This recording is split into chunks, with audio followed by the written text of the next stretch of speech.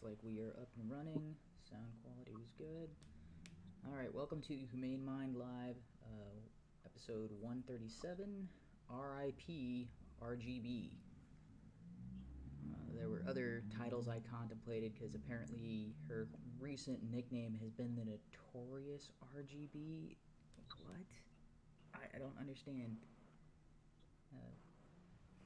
Anyway, that's obviously Ruth Bader Ginsburg passed away, and we'll be discussing that. That's kind of like the primary topic that everybody's been discussing over the last couple of days. And then this is something I haven't heard anybody talking about. So the next topic is excess deaths. I don't have a clever way of stating that, but that's just kind of, I didn't have a pun or anything prepared for that topic, but excess deaths is something I heard. I was like, wait a minute, why is no one else talking about this? This is huge. But and then we've got Biden Unplugged. That's not his hair plugs, but other things. And then, dude, this was the craziest one. Like, the Biden gaffes, but I'm sure you might be aware of this. Good morning, Sunday morning. Did you see that? Yeah, All right, a bit strange. Yeah, we'll talk on that a little bit more. But man, that was so weird. All right, and then Holmes Alone. That'll kind of make more sense once I show you that. Woke cops. Just a prank, bro. Finally, a fantasy 16. That's a terrible. I couldn't come up with something better there. Yeah, there's nothing you can say about 16. There's like everything, anything you could. Well, Final Fantasy. People are making that joke to death. There's nothing but. Yeah, the only thing about 16 is like the quinceanera, Sweet 16. Yeah. So I was trying to come up with something, but the main thing there is. Oh, wait, no, quinceanera is Sweet 15. My bad. All right. Or it's 15th, not Sweet. Yeah. But Latino communities, it's the 15th. U.S. or whatever, I guess European, it's Sweet 16. Yeah, it's just Same thing. kind of like I don't know if you've seen the trailer or any of the video clips for it, but this is the first Final Fantasy in a while that is actually like a fantasy setting, because most of it, like 13, 15, and 12 and 10 were all futuristic. 9 was the last time, well, and the online ones were the last time it was kind of set in a medieval setting. So it's been. Yeah, more of the original roots. Yeah, so so I'll be showing. Hopefully that doesn't get copyright striked or whatever, because it's the trailer for it. Anyway, so the first clip I've got set up, like I was telling you a little bit before when we were setting up the stream, but just so anybody who's watching is aware, there is language in it, but I don't have a bleeped out version. But we'll just have to roll with it. But it's kind of important for the topic, because this is people's reactions to Ruth Bader Ginsburg dying. Holy fucking shit, you guys! I'm driving in a car, but I just got a notification that Ruth Bader Ginsburg died! Fuck! Could this year get any fucking worse? Ruth! You just had to make it to 2021! Fuck, fuck, fuck, fuck, fuck, fuck, fuck, fuck, fuck, fuck, fuck, fuck, fuck. Seriously? Fuck. God damn it. Fuck you, 2020. Not Ruth. Really adding to. I have not felt this amount of sinking despair since November of 2016. I was violently, physically ill the day after the election, and I was told I was overreacting. Clearly I wasn't. I'm honestly shaken to the core with fear for my rights and the rights of my fellow queer individuals. Trump can appoint whoever he wants. Okay, well, what? just because Ruth Bader Ginsburg died, like she was the one protecting all the LGBT people from Trump, I guess putting them in gulags. Is that the? Yeah, I don't understand that comment. I mean, as odd as it is coming from the Daily Wire, since they, that's most of them have somewhat of a religious perspective. I think Andrew Klavan is, I guess, still semi-religious, but even they're constantly saying Trump's the first president that went into the White House and was pro-gay marriage on day one. Yeah. What are they fighting against? Like a fake boogeyman. Mm-hmm. And yeah. At no point did he He's in say the mood for of that. Yeah, at no point has he done anything against the LGBT community. The only thing that you could possibly say was the trans people in the military.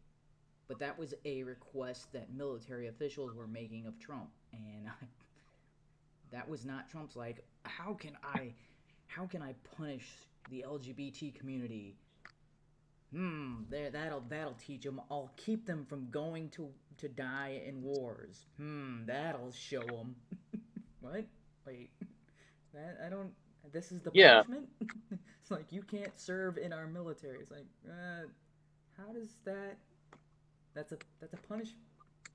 No, it's. I mean, Well, most of that stemmed around medical reasons why that wouldn't make sense. Yeah, and a lot of the argument is based around people in transition. Like, you're going to be on all these excess hormones while you're in training, while you're overseas. That's dangerous. What if you can't get your... Yeah. And we've had a conversation on that. What if you can't get the medication you need to maintain your current status? Yeah. Are you just going to be as effective as you're supposed to be? No. So, there's physical changes that occur when that stops. I mean, there's countless videos on YouTube of people detransitioning and the struggles they're going through, the mood swings, all the harm, the harmful effects of first going on HRT and then coming off of them. You're like that. Okay. I guess a good point to analyze on that would be in the military. Anybody who is trans or transitioning to military, how many are going male to female and how many female to male? I'm under the belief the majority are male to female. Oh, really? Overwhelmingly male to female. Then that would have an impact. What you used to have to do physically as a male, you are reducing your physical capability, and that's not a good thing if you're, stationed overseas on the front lines. Yeah, at least from the numbers I was looking at, there are very few female to males that are actively trying to enter the military in general. I was about to say Air Force, but just military in general. Gotcha. I would have thought it was the reverse, but either way, there are medical complications, and it wasn't so much trying to say, hey, this is anti-whatever. It was protection of troops in general. Yeah, so part of that reason is they will be held to the they were trying to fight to be like, well, I'm going to be a woman, but join the Air Force or join the military as a man, but I don't want to have to do the male fitness standards. And it's like, then why are you... They were trying to get the female fitness standards, and it's like, you can't have it both ways. So, there was things that there was decisions being made, like, well, if you're trans, well, then you can do the female standards, but that doesn't make any sense. It's like, well, if you're a man, then you should do the man's fitness standards. And that's, it's one of those other things is we recently had the first female Navy SEAL, and it wasn't because there's a no women allowed. It's because the physical standards don't change for men or women. The women have to meet the same physical standards, and women have been trying to get into that program for decades. And one finally got in, and it was this major story that happened happened sometime this year. I know there's a lot of stuff that was going on this year, but yeah, it was recent. It might have been last year. But, it was sometime recently, and you're like, but yet women have been allowed to apply to enter the Navy SEALs for 40 years, something like that. Well, I know there was that movie G.I. Jane. Wasn't she trying to be a Navy SEAL? Yeah, that was a. I think that was based on when the law or when they were allowed to, and but no females actually succeeded until Yeah. recently. See, one group of people you can't ever lower the bar because they do the most dangerous, most life-threatening, most risky stuff. That Yeah, has to be the minimum bar, regardless. yeah, and That they can't politicize that. That's too dangerous. yeah, and so But man, that's pretty awesome. they were trying to politicize the female and male standards for transgender individuals, and that's when the military was like, dude, we got to put a stop to this. This is this is nonsense. We can't have both the male to females doing the female fitness standards and the female to males doing the female fitness standards, and the only one doing the males is the cis males. I'm like, what? Yeah, I don't see that of being really any benefit to the military. You should always be wanting to up the standards and see if make sure people can meet those higher the highest of standards that they can. That's how Yeah, you guarantee the best of the best. yeah. Make But sure they're well trained and have a higher survivability rate. yeah, and all of those things are kind of secondary. The main thing is people would want their treatment to be covered by the Air Force, which it's like, okay, you're going to join the or sorry, not the Air Force. Man, I keep saying Air Force when I mean just the military in general. You're going to join the military where you get all of your medical benefits paid for by the government, and you already have an expensive condition. What? No, that doesn't Yep. happen. If you have a pre-existing condition, you don't join the military. There are numerous pre-existing conditions you can't join the military because they're like, yeah, you're not worth the money. We'd rather pay we'd rather get somebody healthy that we're not going to spend a fortune on their medical bills. Yeah, it's been that way for I don't know since the military. Yeah, it's like if they get a condition after their military service, okay, like hey, you join the military and now you have cancer, or you join the military now you have some kind of back problems or some kind of bone condition, or you lost Yeah, your hearing. Yeah, okay, then they pay your medical bills.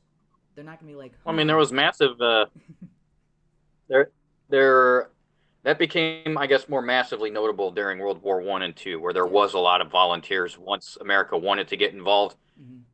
and there were a lot of guys just turned down. Just you got terrible asthma. What do you think you're going to be doing running around in the on the front lines looking for an inhaler in your pockets while you're getting shot at? Yeah, That's not it. It's not good for you, and it's not good for anybody out there. So yeah, yeah, way off tangent on yeah. that, but So I mean, that was the only thing I could think of. But everything else, like, dude, what? Has he done anything to oppress women? No. Has he done anything against the LGBT community aside from the trans ban? No. What are these people on about? I one don't know. thing is the women who he has put into positions are doing pretty well, and even like the press secretaries. What was her Yeah. Huckabee No, well, Sarah Sanders? Huckabee I thought did a Sanders. pretty decent job, and Yeah, and uh, what's her Kaylee name now? I can't McEnany now. McEnany. Yeah, And then Kellyanne doing a bang up Conway. job. Yeah. Very intelligent people. So I don't think he's really opposed to women as long as they can do a good job. He's just looking for people to do a good job.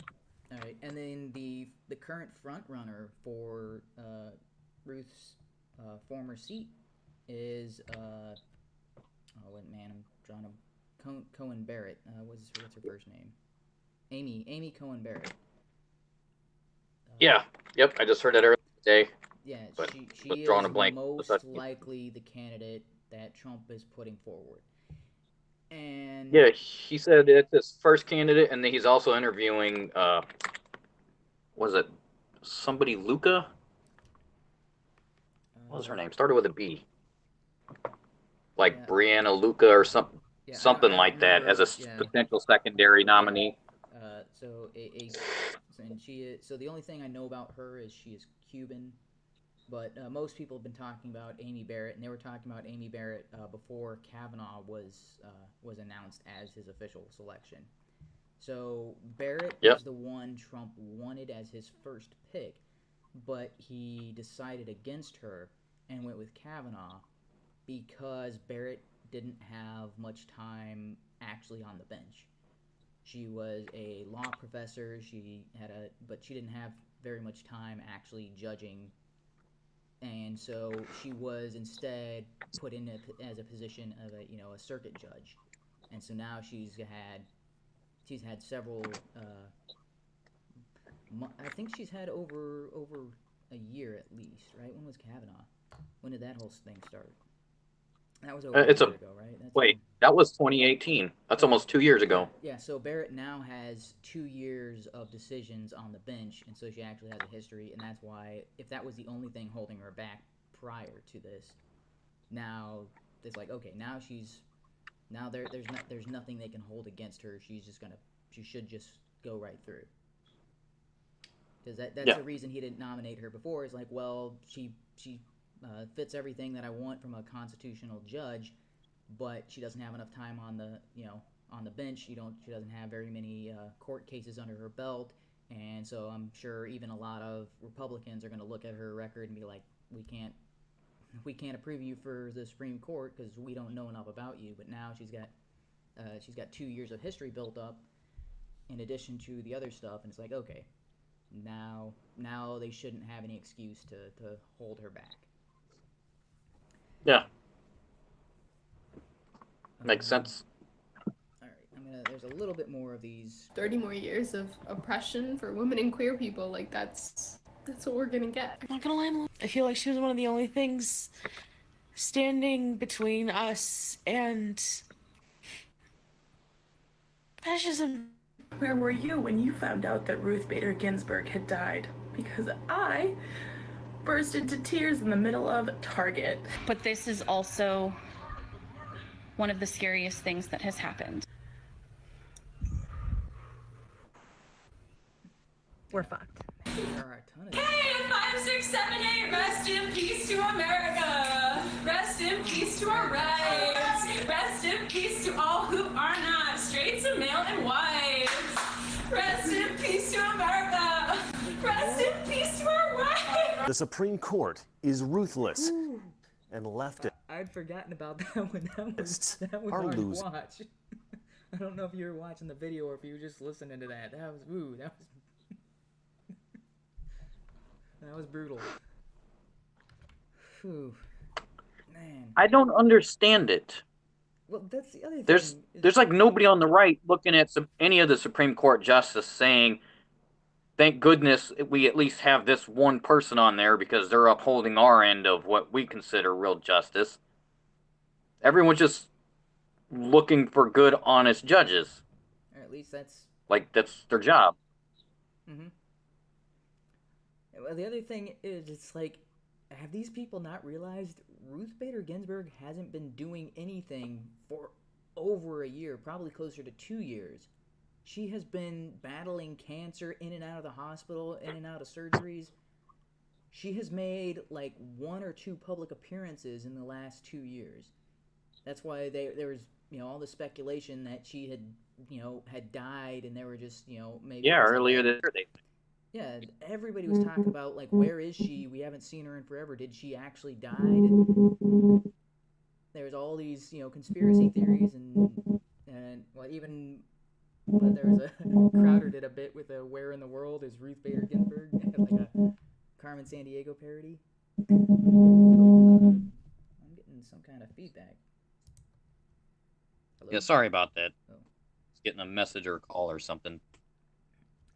Yeah. So it's like, if nobody had, so there's one appearance that she supposedly made back in February, but a lot of people are like, well, we don't know if that was actually her, if that was somebody claiming to be Ruth Bader Ginsburg, or if that was like a pre-recorded thing that they were using to say that she had come out in February, and it's like,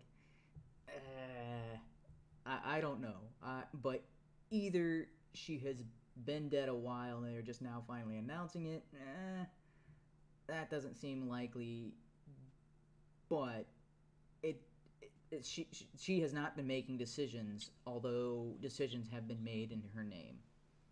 More than likely, her clerks are doing all the research. They're putting together the decisions, and then maybe she was signing off on them from her hospital bed. That seems more likely because the a lot of people analyzing the decisions. They're like, yeah, there's the verbiage doesn't sound like her. This sounds like somebody else kind of writing for her. This doesn't sound like, because they're comparing more recent decisions after her health concerns to decisions prior in her career, and then like you can see a complete change in their the way that they would usually expect them to write. So it's definitely clear that her clerks were writing the decisions, but she was putting her rubber stamp name on it. But so two things that I was kind of listening to in those videos. One, the first girl was kind of just angry and then started yelling. All you had to do was last until, after the election, until 2021. How is anybody going to know that? I mean, especially at her age with previous health problems, it seemed that that's not something to bank off of. But additionally, they just had 8 years of a massively popular Democrat president. Yeah, that's the thing. If she was already, kind of getting up there, that would have been the time to kind of say, I think I've done my job. I'm not sure how much longer I'm here, but while we do have some sort of control, maybe this is a time to step down. Have Obama elect the next whoever they wanted. That was just 4 years ago.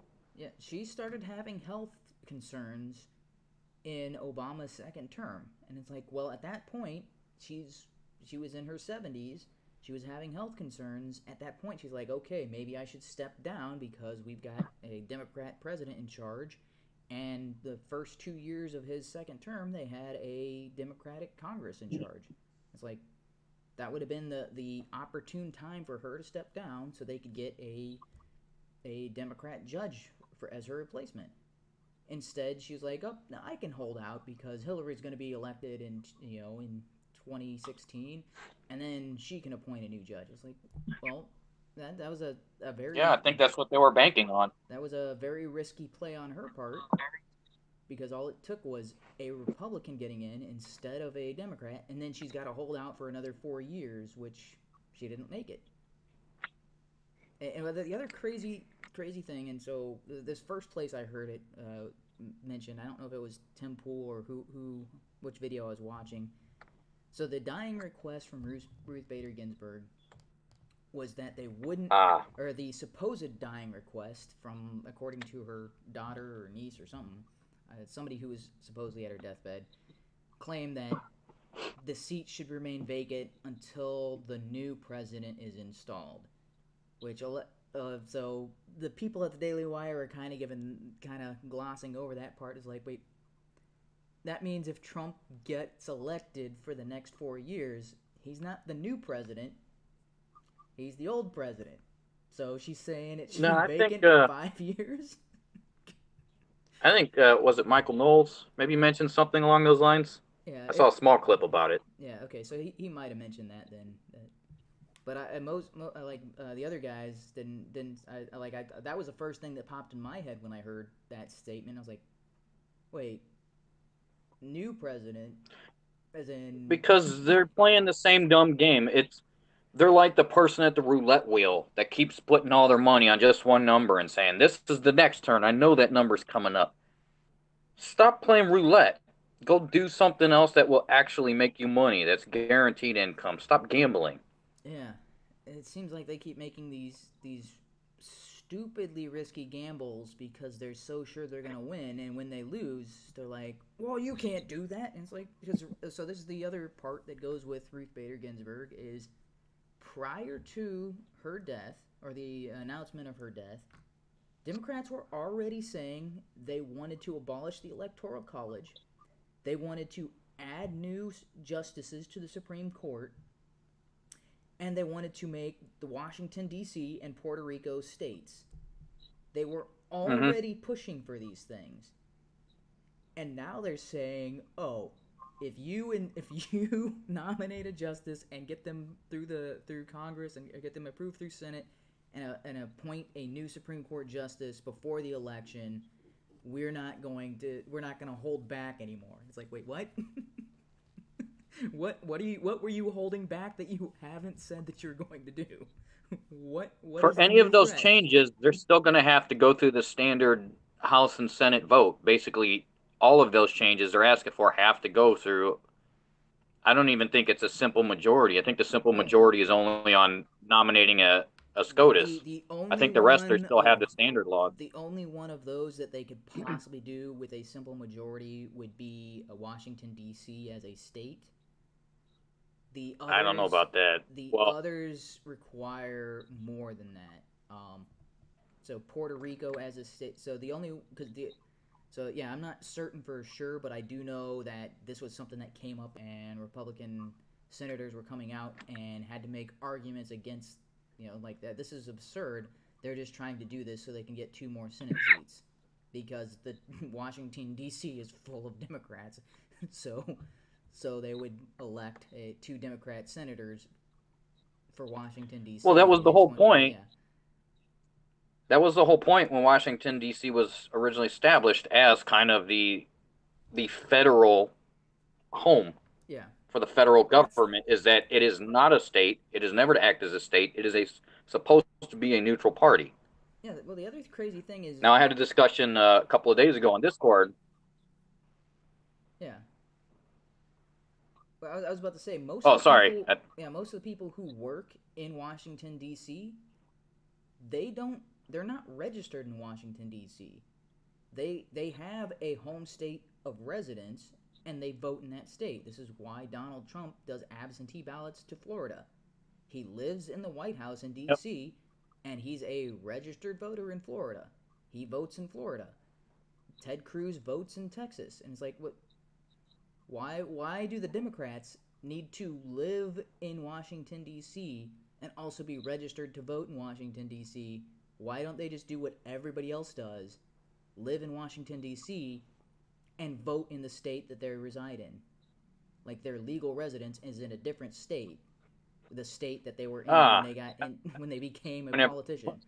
That's what everybody else does. The discussion I had about that was that there's a residential area, the non-political district, but there is a residential area in Washington, D.C., and then there's like families, wives or husbands or whoever staying home, children growing up who get above the age of 18 and have the right to vote. And I guess that kind of makes sense. So if they're not registered to vote in another state, then he brought up, can they at least register in Maryland or something like that? And I was like, well, if they're non-registered, I don't see why not. Yeah, that's what. But Washington D.C. as a state, no, that should not ever be allowed. That's supposed to be politically neutral. That's why it was set aside. Otherwise, they would have just picked a state. That's why Maryland gave it up. Yeah, and that's what the Republicans were saying. Is like, well, why would this be a brand new state? Because that's not what Maryland agreed to. It would just go back to Maryland, and those people would register in Maryland. So if somebody lives in the Washington D.C. area and isn't registered in another state, they should be able to register in Maryland and live in Washington D.C. That makes sense. But that's that wouldn't solve what the Democrats are wanting to do. So they all these things that they're now threatening us with. If you fill this seat, we're gonna pack the Senate, and we're gonna create new states, and we're gonna get rid of the Electoral College. Is like, but you already threatened that. Do you not remember when you threatened that previously? Well, the thing is, anytime they do these threats and whatever they have gotten passed, it comes back to bite them the next time there's a majority Republican anything. So there used to be, it required, what, a 60% or a 60 vote for SCOTUS? 2/3 in the Senate for judicial nominations. They made it so that it was a simple majority. Now it's simple majority? And they did that. Yeah. And Mitch McConnell said, you're going to regret this, and as soon as the Republicans gained the majority in the Senate, they have been doing judicial nominations under Trump nonstop with a simple majority. That's how Trump has been able to get so many judicial nominations through, is because all they need now is a simple majority. So you set this up for us, You thought you were going to use it to establish all, Democratic appointed judges, but you didn't win the Senate, so we have the Senate and the presidency. We are going to use what you set up. Now they're Yeah. crying, oh, you can't do this. Yeah, and it's like, well, yeah, this is your bed. Now you're lying in it. You set up the system because you thought you were going to be the one wielding it.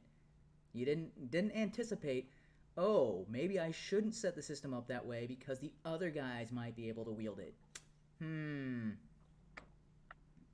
Yeah, the reason that the system was set up that way isn't to try and rush your way through any sort of nominations or elections or votes. It was so that way only the best actually got through. It was to prevent either side from dominating in power. Yeah. The more they strip that down, the instant they lose any of that power, and now, well, it's not fair, and now you can't do that. So it's kind of like we want to change the rules when it's beneficial, but when it's no longer, we'll either set it back or we'll make things worse. Or it's a terrible way to handle it.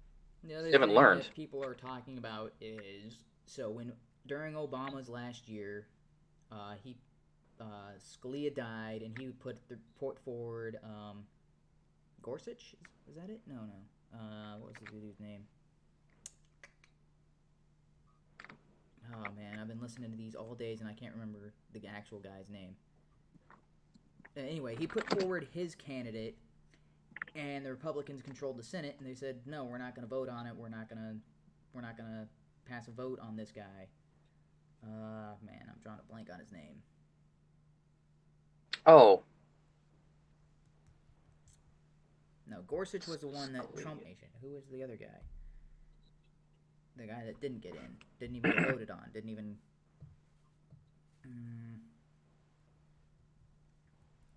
Man.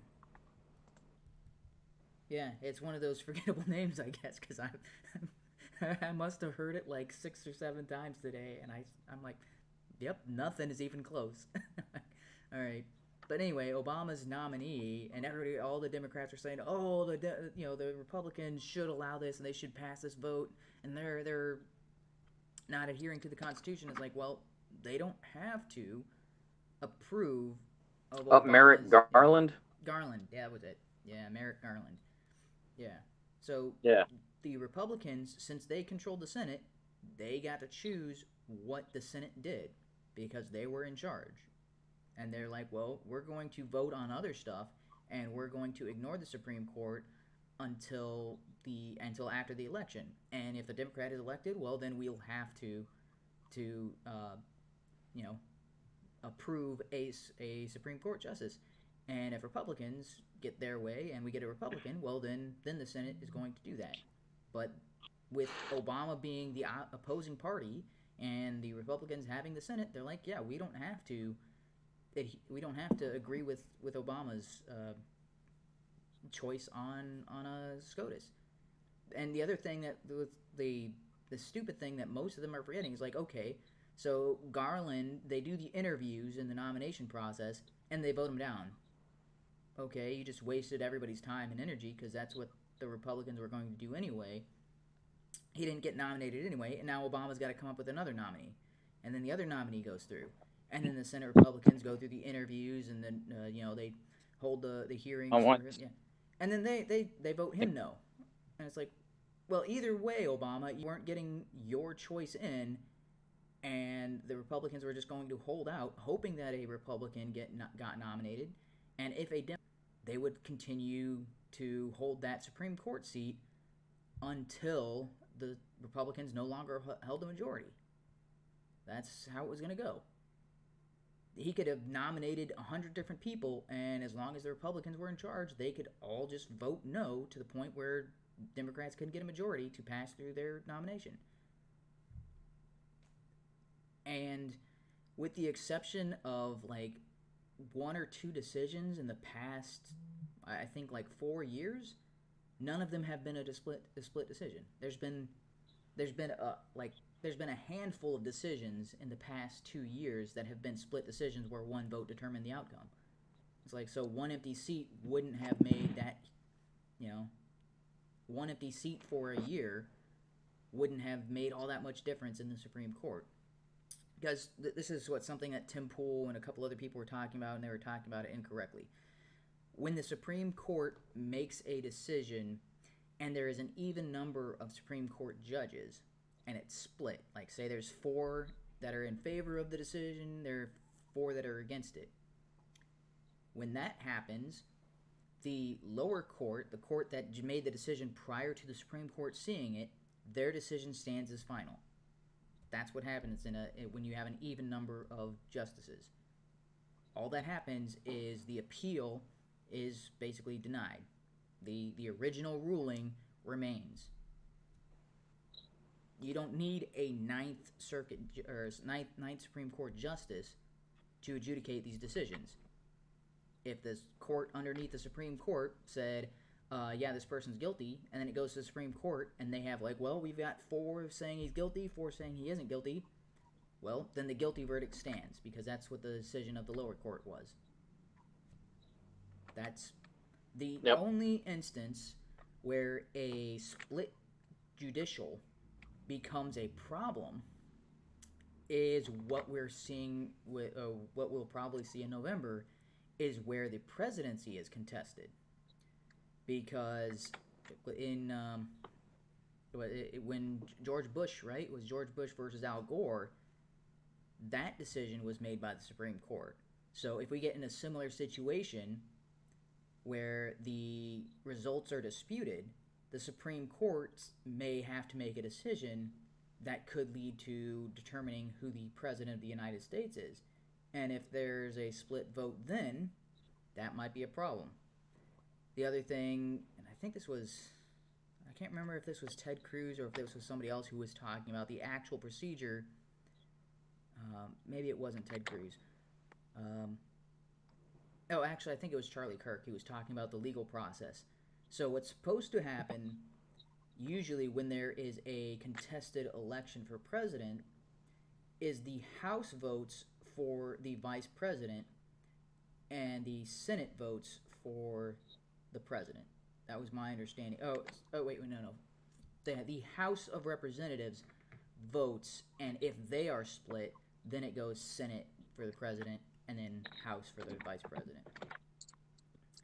And so the reason that it could be a split in the House of Representatives is when it comes to that situation, each state gets 1 vote in the House as far as the president goes. So you could have 25 states saying it should be Biden and 25 states saying it should be Trump. If that ends up happening, so there's a contested election, it goes to Congress, House votes 25 for, 25 against, or 25 for Trump, 25 for Biden. In that case, then the decision goes, okay, the Senate gets to pick the president, and the Senate is controlled by Republicans, so they would pick Trump. The House picks the vice president, in which case the House is mostly Democrats. More than likely they would nominate Kamala Harris or maybe even Joe Biden as the vice president, because as far as I know, there's no restriction on who they can nominate for that position.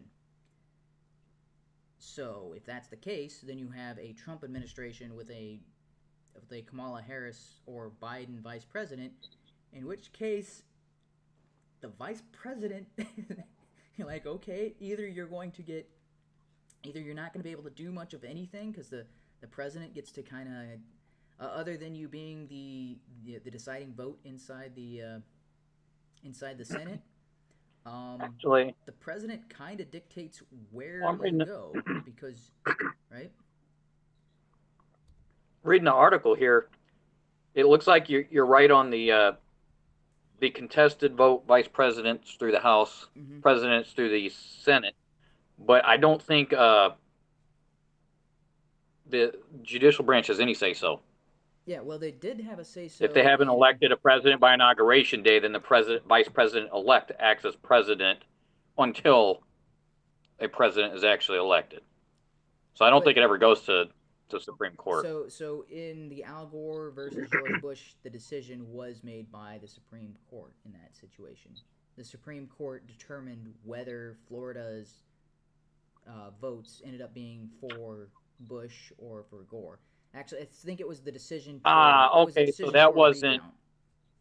So it was a decision for a recount. That's what it was. The Supreme Court said no recount. George Bush is president. So that's what most people. Okay, so that wasn't necessarily a contested result. It was voting results on whether they were legal or not for one particular state. Yeah, but which I guess is kind of a contest. Yeah, had Florida gone the other way, Bush would have been president. Gore would have been president instead of Bush. So it was down to that decision that determined who got the presidency. I mean, so technically no, but possibly yes, because had there been a recount and it would have gone in Gore's favor instead of Bush. But I mean, the likelihood of that happening is probably only valid because the Democrats would have tried to stuff the ballot. It's like, well, the original vote came in favor of Bush, but we don't like those results. Stuff the ballots and then recount them. So So there is a potential that the Supreme Court could impact the decision. Because Tim Pool was talking about that, and a couple other people brought up that Supreme Court decision in the Gore versus Bush as far as them having a hand in determining who became president. How would an election be contested? Can the opposing party just say, I contest, and then it goes to the House and Senate, or does there have to be a certain margin, like within a certain margin, where it's close enough to be contested? So let's say Trump got, 300 electoral vote, or, 320 or something, just basically swept the floor. If that were to happen, can Democrats just say, well, we contest, send it to the House and to the Senate? Well, according to Hillary Clinton and other people, that's what Joe Biden should do. Even if it's a landslide victory for Trump, they should contest the election, and Joe Biden should not concede. I think that's the criteria. But that is the opponent would have to concede in order for it not to be contested.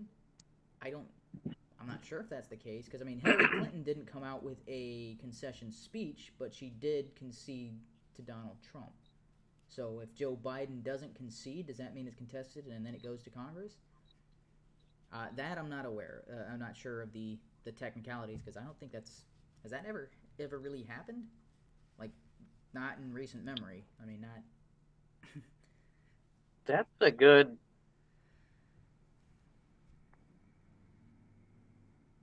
Like, maybe... Man, that's a good question, because if that's what they're planning to do, like, if Trump ends up with, 70 or 80% of the electoral votes, can't they just contest and now all the votes are null and void and it goes to Senate? Or goes to Congress? Like, okay, then we want Trump. And that's what happens. So I don't see how that would go in their favor. Yeah, that's true. Because the Senate is in their position until the next body, until the new electorates are what's the word I'm looking for? Not inaugurated, right? When they come in and do their oath. Is that inauguration? For some reason, that term does not seem to fit. I'm thinking there's another term, right? Oh, until the next electors or not electors, the next Congress members are appointed. Not appointed. Appointed is not the right word. Installed? Meh. I don't know the correct political term, but you know what I mean. It's like, okay, you are the senator-elect for this state, but you don't actually become the senator until you swear your oath of office. Is that inauguration for Congress members? Okay, so I think what this is, if I'm reading this right, for a contested election, they would have to go to the states where they think the votes are inaccurate and can contest the vote and ask for a recount. There are a couple of states where they just don't do a recount. Mm-hmm. Arizona, Connecticut, Florida, New York, South Carolina, Tennessee, they can't request a recount. It's just one vote. It's done. There are a couple of states where there's an automatic recount if below a threshold of like 1%, and it's only like, I think Florida does that. If it's under 1%, it'll do an automatic vote, but then once that vote's retabulated, it's done. That's why you can't request a recount. And Alaska, South Dakota, and Texas only do a recount that triggers if it's dead even. So I think that's the start of a contested election, and then if they believe there's fraudulent activity, then it would kind of go the way of Al Gore and Bush's election, where I guess that's what they were claiming why it went to the Supreme Court, is because of that hanging Chad debacle. But it has to be close enough to where it could shift the presidential election. But if it's by a landslide, there's nothing to contest. Like if he wins by, a 70% margin or something, there's nothing to contest. It wouldn't matter if they did a recounts in anything. It's just, there's no way the standard electing system's off by that much.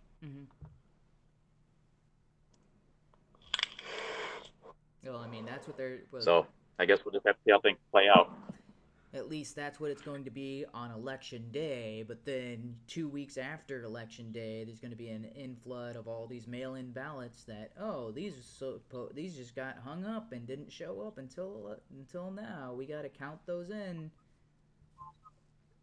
Because that's what that article was talking about. Like, oh yeah, the red wave on Election Day is a myth, because once all the mailing votings, then Democrats are going to win. It's like, what? Did they just... That's an odd assumption, assuming that Republicans are the ones who show up to vote at the polls and all Democrats are the ones that want it mailed in. Yeah. Why? And it's also assuming what kind of nonsense is that? You wouldn't find an equal distribution in the mail-in ballots. It's like, well, the physical votes don't match the mail-in votes? Because, okay. Yep. But yeah, back on the RGB topic, you mentioned about her last words or last wish. Yeah.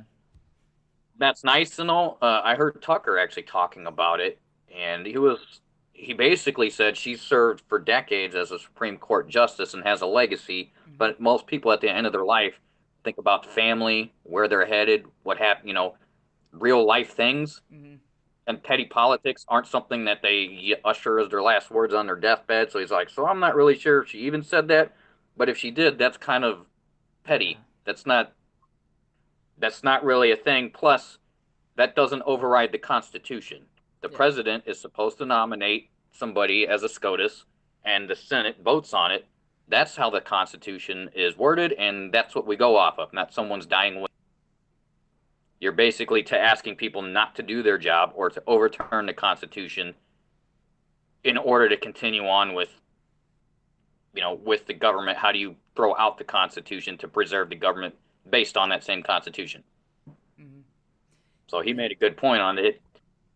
Even if she said that, why would anybody sit there and say, well, since that's her wish, let's throw out all policy that we've been doing and everything on how that's supposed to work with the Constitution because he asked it. There were a couple of people making kind of like, it was like, oh, well, I heard her actual last dying wish is that we should abolish the presidency altogether.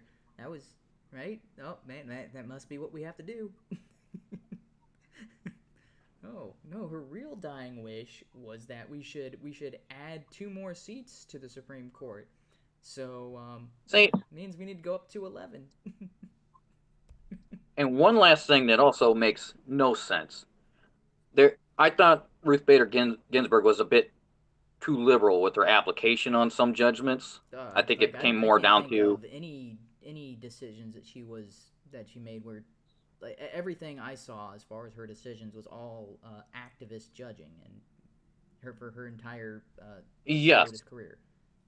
Definitely not a constitutionalist, not somebody saying, well, this is the word, we follow the word of the law here. It was very liberal interpretations trying to apply for a new wave of some sort of rights or something. Yeah. And that's fine. It's elected. She can decide and vote on that. That's how, what she got elected in there. So that's what she does. But all these women complaining, do they understand how much work she actually put in to get to that position? how long she worked in the legal system to get to the point where she could be elected. And even if I don't like her decisions or what she was kind of being an activist for, I can appreciate the amount of work and dedication she put in.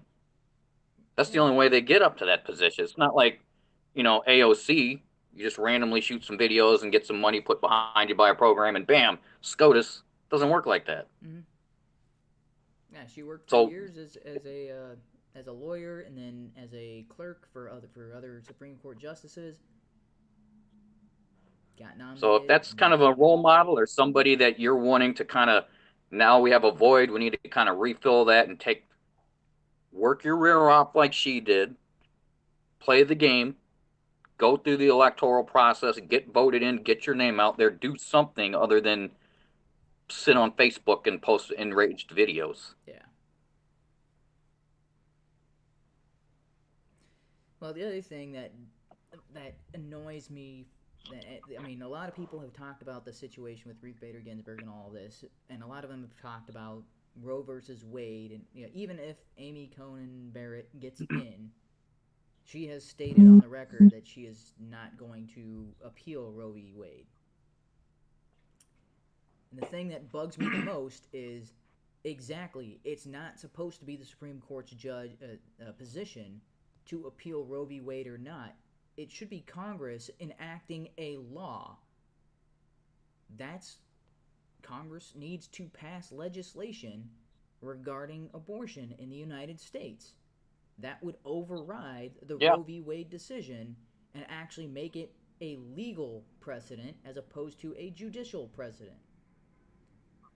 That's the stupidest thing. And if there's contention there, then it gets brought up again to Supreme Court and voted on after the fact. Not just because they're sitting there one day and say, you know what, now that we got enough, let's go through some old cases and change decisions. They can't do that.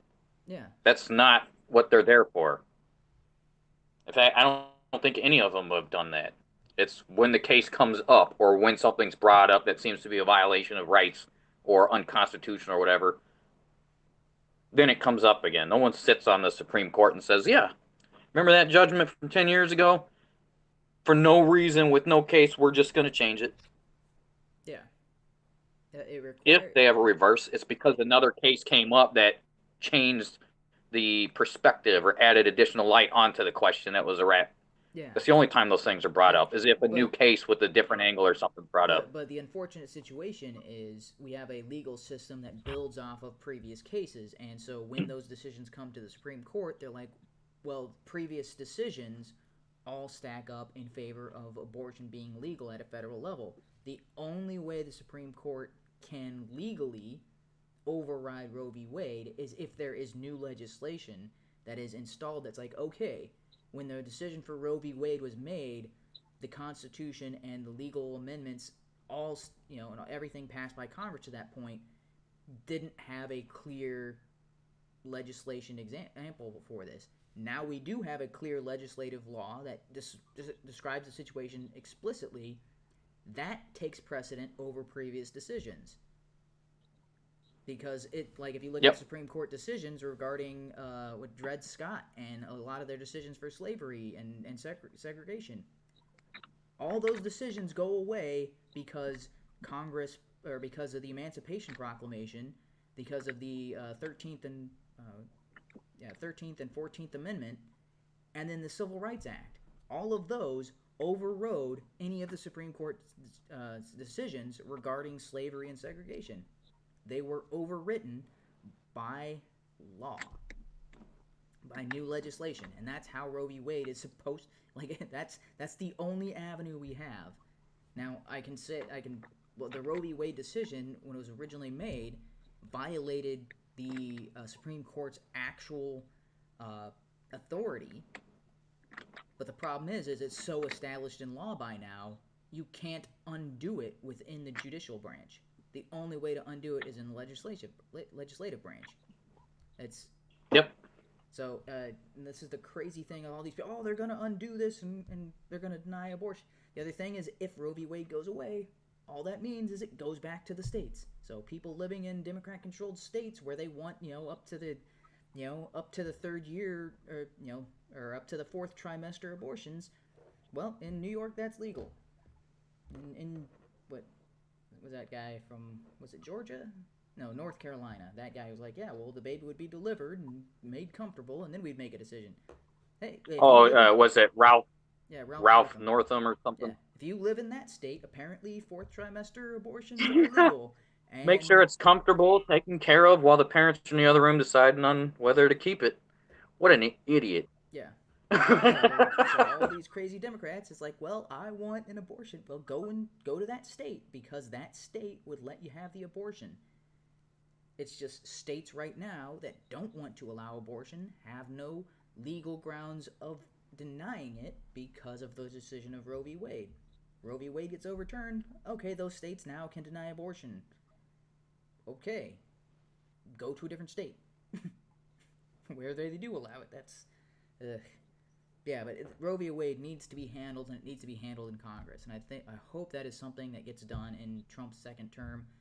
I'm hoping for a red wave, and I hope that that's one of the atrocities in American history that we can finally put to rest and be like, yeah, okay, now there is a federal law about abortion in the United States. We're finally going to make it illegal, or at the very least, put a term limit on it. Like, if nothing else, there should at least be a put some sort of restrictions to reduce. Yes, there should be a federal term limit, and it's like, term limit. Wait, no, that's usually for political office, but you know what I mean. It's like, okay, after X number of weeks of pregnancy, you can no longer get an abortion in the United States. That at the very least, that should be done in Trump's sec. Although I'm hoping for a federal level, boom. Unless it is a risk to the life of the infant or a life of the mother. Well, I guess, yeah, life of the infant is probably not a grounds for abortion. It's like, well, the child may survive or may not, so let's ensure it doesn't. It doesn't quite make sense. But if it's a health risk to the mother, and they might make an exception for rape and incest incidents, but I would be much happier with, okay, abortion banned all around unless it's an instance of rape, incest, or there is a risk to the mother's health. But I would prefer just, boom, no more abortions in the United States unless it is a risk to the mother. That's the ideal circumstance, but anything moving the marker closer towards that would save thousands or millions of lives, million American lives every year. All right. Well, I think along with that, it would kind of enforce more of a mentality of be more careful with what you're doing. Yeah. Don't have unwanted pregnancies. I mean, occasionally it's going to happen. Contraceptives aren't 100%, but they're for the most part, very effective, and using more than one increases your chances. So there are things people should be doing, they're just not. All right. Yep, man. Ooh, we almost spent an hour talking about that. A little more than I had planned, but yeah, there's a lot of side tangents. Yeah. I'm gonna go ahead and move along to the excess deaths, because this is something I haven't heard anybody else talking about this week, and I'm just so this is and they removed it. This was just working earlier today. Are you kidding me? Excess. Are you kidding me, YouTube? Oh. I don't know if there's another source that has this. Holy fucking! This was working. Oh, so once removed, there's like...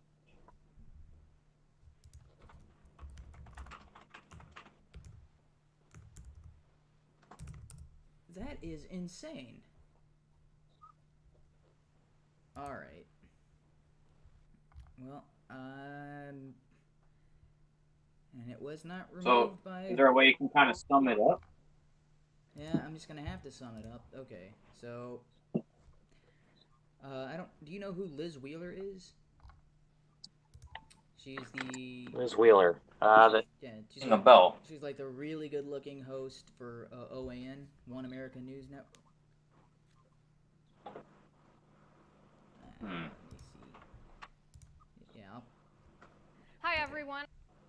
I'll at least link this video. This is her talking about Oh, okay, yeah. I've seen her speaking at a couple conventions. Yeah. She's like, an 11 out of 10. Hi everyone. Really smart, really fast. Anyway, Yep. So she left One America News and started her own. She says she's moving on to a bigger career. I don't know what that entails. All I've seen so far is YouTube videos. The one that I had linked that it was taken down by YouTube was talking about COVID.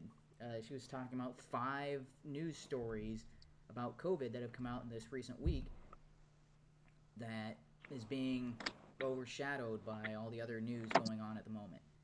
One of the things she talked about was in the United States right now, we have less than 100 deaths reported for COVID on a daily basis. In February, there was 1,000 deaths per day in the U.S. of COVID. Today, we're under 100 per day. No one's talking about that. The excess deaths is we have actuary tables of the number of people that we would expect to die within a given year or within given months. It's like, okay, we've got records like, well, usually, this number of people die, for, heart attacks, diabetes, or die from cancer, die from, flu, all these conditions. It's like, okay, we have a range of what we would expect the death toll to be. Since June, we have been within that range. June, July, August, September, we aren't seeing any extra deaths on top of what would be expected. Because if COVID is deadly and is like, oh, it's killing all these extra people, it's like, it's not killing any extra people. Like the number of people we, are going to die, within that given range, we are within that range. We've been within that range for several months. So we're at the range of where the death toll is where it normally would sit without COVID. Yes. You're saying? Yes. So since June, I don't know if it was the end of June, because she brought up references and things like that. She's saying she cites sources, and it's like since June in the United States, the number of extra people dying in the United States because COVID's impact is non-existent.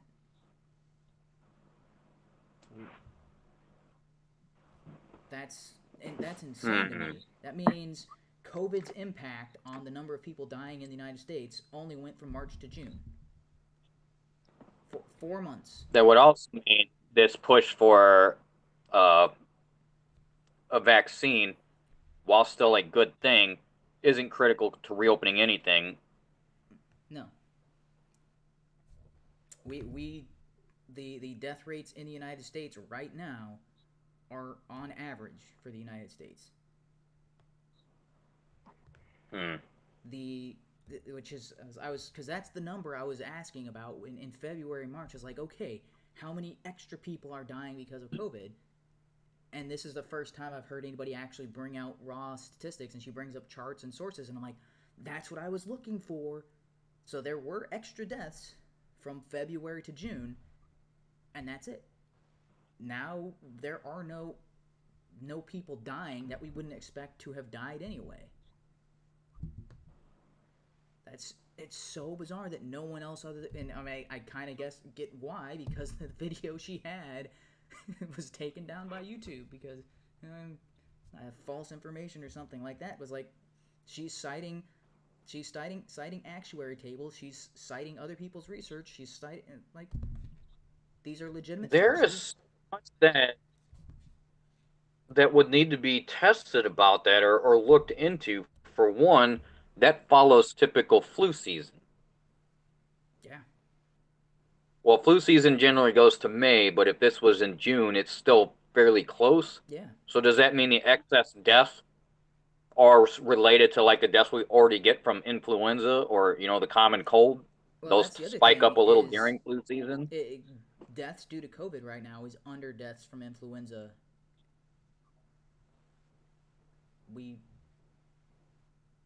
it's right now in the United States, more people are dying of the flu than they are from COVID-19, and yet everything's on lockdown because of COVID. It's like, what? Is the U.S. supposed to be like, okay, we got to wait till no more people die of COVID, and then we can actually start being a country again? It's good point. Yeah, so she brought up all these things. I was like, dude, this is stuff that needs to be spread around, and then YouTube took that video down. That's insane. Ugh. Okay, so along these lines, I was in a discussion. There's for some reason I found an interview with Jeff Daniels talking about his new Comey Rule TV show. And they're basically praising Comey and said he was apolitical. And I'm like, but anyway, I got into a discussion in the comments section about Trump's response to COVID, and there were some things that were mentioned in there that do kind of strike me as, wait a minute, that seems odd. So one of the things they mentioned, the United States population is 4% of the world's population, and yet we have 24% of all the deaths from COVID. And I said, that can't be right. I was looking through the all the statistics. I'm like, dude, okay, where, because I know there were places other than the U.S. that had higher death rates, and actually almost every other country other than the U.S. has a higher death rate. It's North Korea, Japan, and I think maybe Sweden or one of those other countries.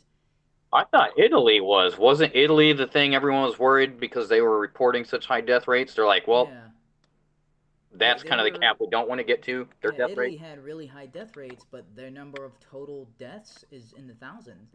It's in the single digit thousands. And I'm like, Germany is 9,000. Well, those numbers don't. Yeah, Germany is like 9,000 deaths, and China is 5,000. And I'm like, wait, what? The U.S., India has 89,000, and that's also like, how does the U.S. have more COVID deaths than India? I would think just by pure population alone, India would have a higher death rate, or total deaths. They have a higher death rate as far as cases, the number of cases in India. They are sitting right around like 6%. Like 6% of people with COVID in India end up dying from COVID. China, even with their low numbers, their number of cases is I think it was like 64,000, but they have like 5,000 deaths, and so that may be slightly inaccurate. It's somewhere around that range, but so they're sitting right around 6% death rate. Almost every other country, like all these major countries, have a 6% death rate from COVID. Yeah. The U.S., even if you go with the maximum range, the U.S. is under 3% right now as far as their death rate. And I was like, that's so bizarre. We've got one. Then I don't see how they 24%. Yeah, we've got one of the lowest death rates as far as cases compared to how many people have died of it. And it's like, okay, so either these other countries are... So one of the things is they're probably not reporting how many cases of COVID they actually have because they're not testing as much. See, that would be believable. But because our number of... Because if they count them as regular deaths and not COVID, then that's just part of their regular death rate, not added into death rate for COVID. But if they're also not testing the overall population, how would they know to a more accurate degree how much actually was caused by COVID? Yeah. Because I know Trump's been touting that for the last couple months. We do, tens of thousands of more tests than any other country on the planet. Obviously, we're going to have a much higher infection rate. Yeah. And if we have a higher infection rate because we're able to test more of the population and get more of a standard, but we're still down to what, 2 or 3%, maybe even lower based on certain numbers. Yeah. The rate itself is not that high, but our rate or our ability to detect if that person died and had COVID at the time, Mm-hmm. while keeping the low numbers, could also mean reporting from the other countries is not as accurate. But it could also be part of that scam where a lot of deaths were tracked to COVID just because they had tested positive for antibodies or had COVID, but they died of something else, because there was quite a few different cities and government or and governors. There were quite a few reports from family members saying, yeah, we saw COVID as the reason for death on the death certificate, and they died of cancer. Like, yeah, they were stage 4 cancer. They were only given a couple weeks to live. This is not right. Yeah, and there's also cases of who they had somebody die in in March or April, and they're getting a notification that loved one tested positive for COVID in June and July, and it says for them to quarantine for 2 weeks, and they're like, they've been dead for months. But it's also, if they had it back then, what good does notifying them now? What good does that do? Also, if they had it in February or March, why would they need to quarantine for 2 weeks in June? Yeah, there's some goofy numbers going around. Yeah, so, I mean, there's so many factors. It's like, okay, we're over-reporting our deaths from COVID. Other countries are under-reporting theirs. And I could see that coming from China. I was like, okay, yeah, 5,000 deaths in the entire country of China from COVID. Yeah, I don't believe that for a second. Not buying that. No, that is stupid. There's no way that's the case. But other countries are kind of, I was like, well, they're seeing kind of similar results, and like, with the exception of India. And I think like maybe Italy and France and a couple of those other countries, like, yeah, we have a quarter of the people who died of COVID, and it's like, that looks really bad. It looks really bad when we're saying 200,000, and the next closest country only has 90,000 when you're talking about India. And it's like, but yeah, we've got a population of 300 million. India's got over 1 billion people. It's almost closer to 2 billion, right? They got like 1.7, 1.6 or something like that billion. Or is that China? What's the population of India? What, India? India's over 1 billion. China's at, I think, a little over 2 billion now. Okay, so India's 1.3. Yeah. Yeah. Yeah, so India has an extra billion in population above the United States, and yet we have an extra 100,000 COVID deaths than they do. That's... Okay, China's kind of the same. Yeah, 1.3 and 1.3. All right. Oh, China's down in population? No. Yeah, I thought China had a much bigger population than 1 point... according to this, it's 1.39 billion for China.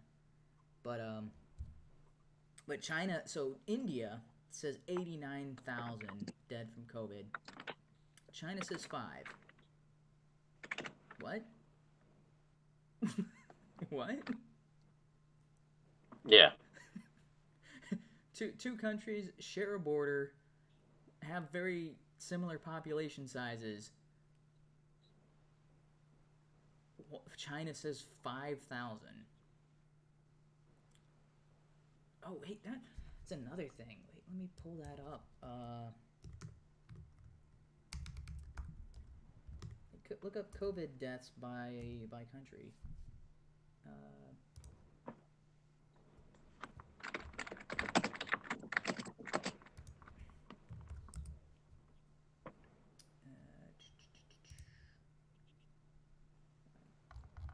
Dinner, like the... I was looking at this earlier. Where is it? Yeah, you get the World Health Organization statistics, but oh, that's not. I'm looking at cases.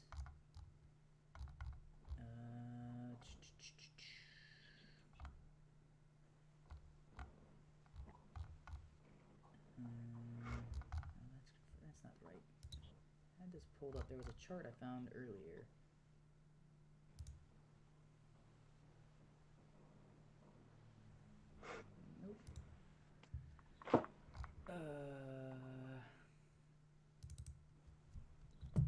COVID-19 by countries. Yeah, there we go. Okay.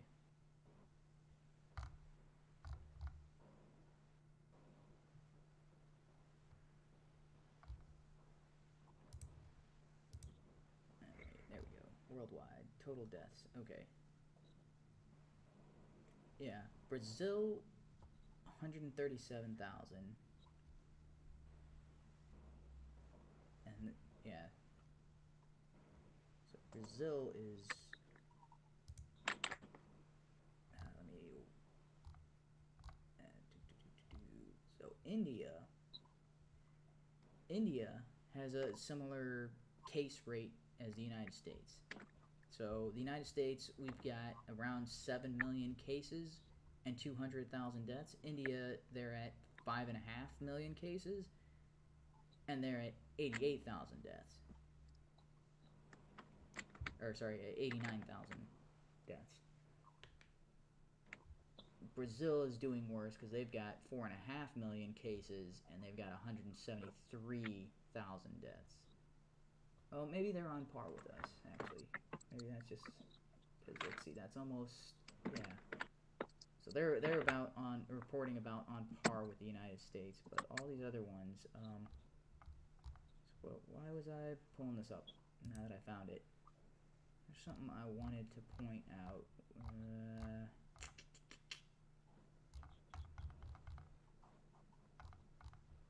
Dang it!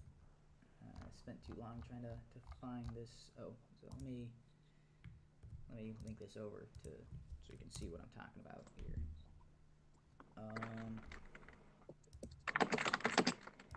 Worldwide, not.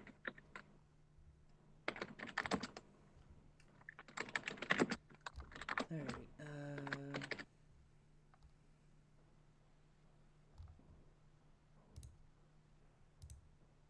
Yeah. All right. So what we were talking about before I mentioned this. Oh, because I was gonna compare how many cases in India versus how many cases. Yeah, so they're in the millions. And in China, where's China? Yeah, China. They report 85,000 cases. What? Similar populations, total population size. China is claiming 85,000 total cases. Man, that is absurd. Yeah, what I think China just stopped, but they just stopped testing people. That's the only thing that makes sense. Is they're like, yeah, we're at 5,000. We're just gonna stop testing people, and then we won't have any more cases to report because we're not testing anybody else. All right. Anyway, so yeah, it just. Oh, you can also break this down by city by state and then by city in the United States because Florida is the main culprit. I'm gonna have to. Yeah, New York is the main culprit for the United States with they've got 30,000 plus deaths in New York alone. Yeah, there's a lot of factors that go into this. But saw a report. Well, I saw a report, and I'm trying to find it, where 40% of COVID deaths entirely in the U.S. were from nursing homes. Yeah. Well. And that 40% of the deaths from nursing home deaths were from 5 major cities that locked down, like New York City, where they had all the elderly kind of locked up in the nursing homes. Yeah, and then they sent sick patients there. So I think it might have been Seattle, right? I'm trying to remember. It was like the last week I saw that. Yeah. So anyway, I was like, yeah. Well, if you just look at the raw numbers, this looks really bad for the United States. So it's like, okay, United States looks like we have a healthcare system that's on par with Brazil. No, that's not accurate.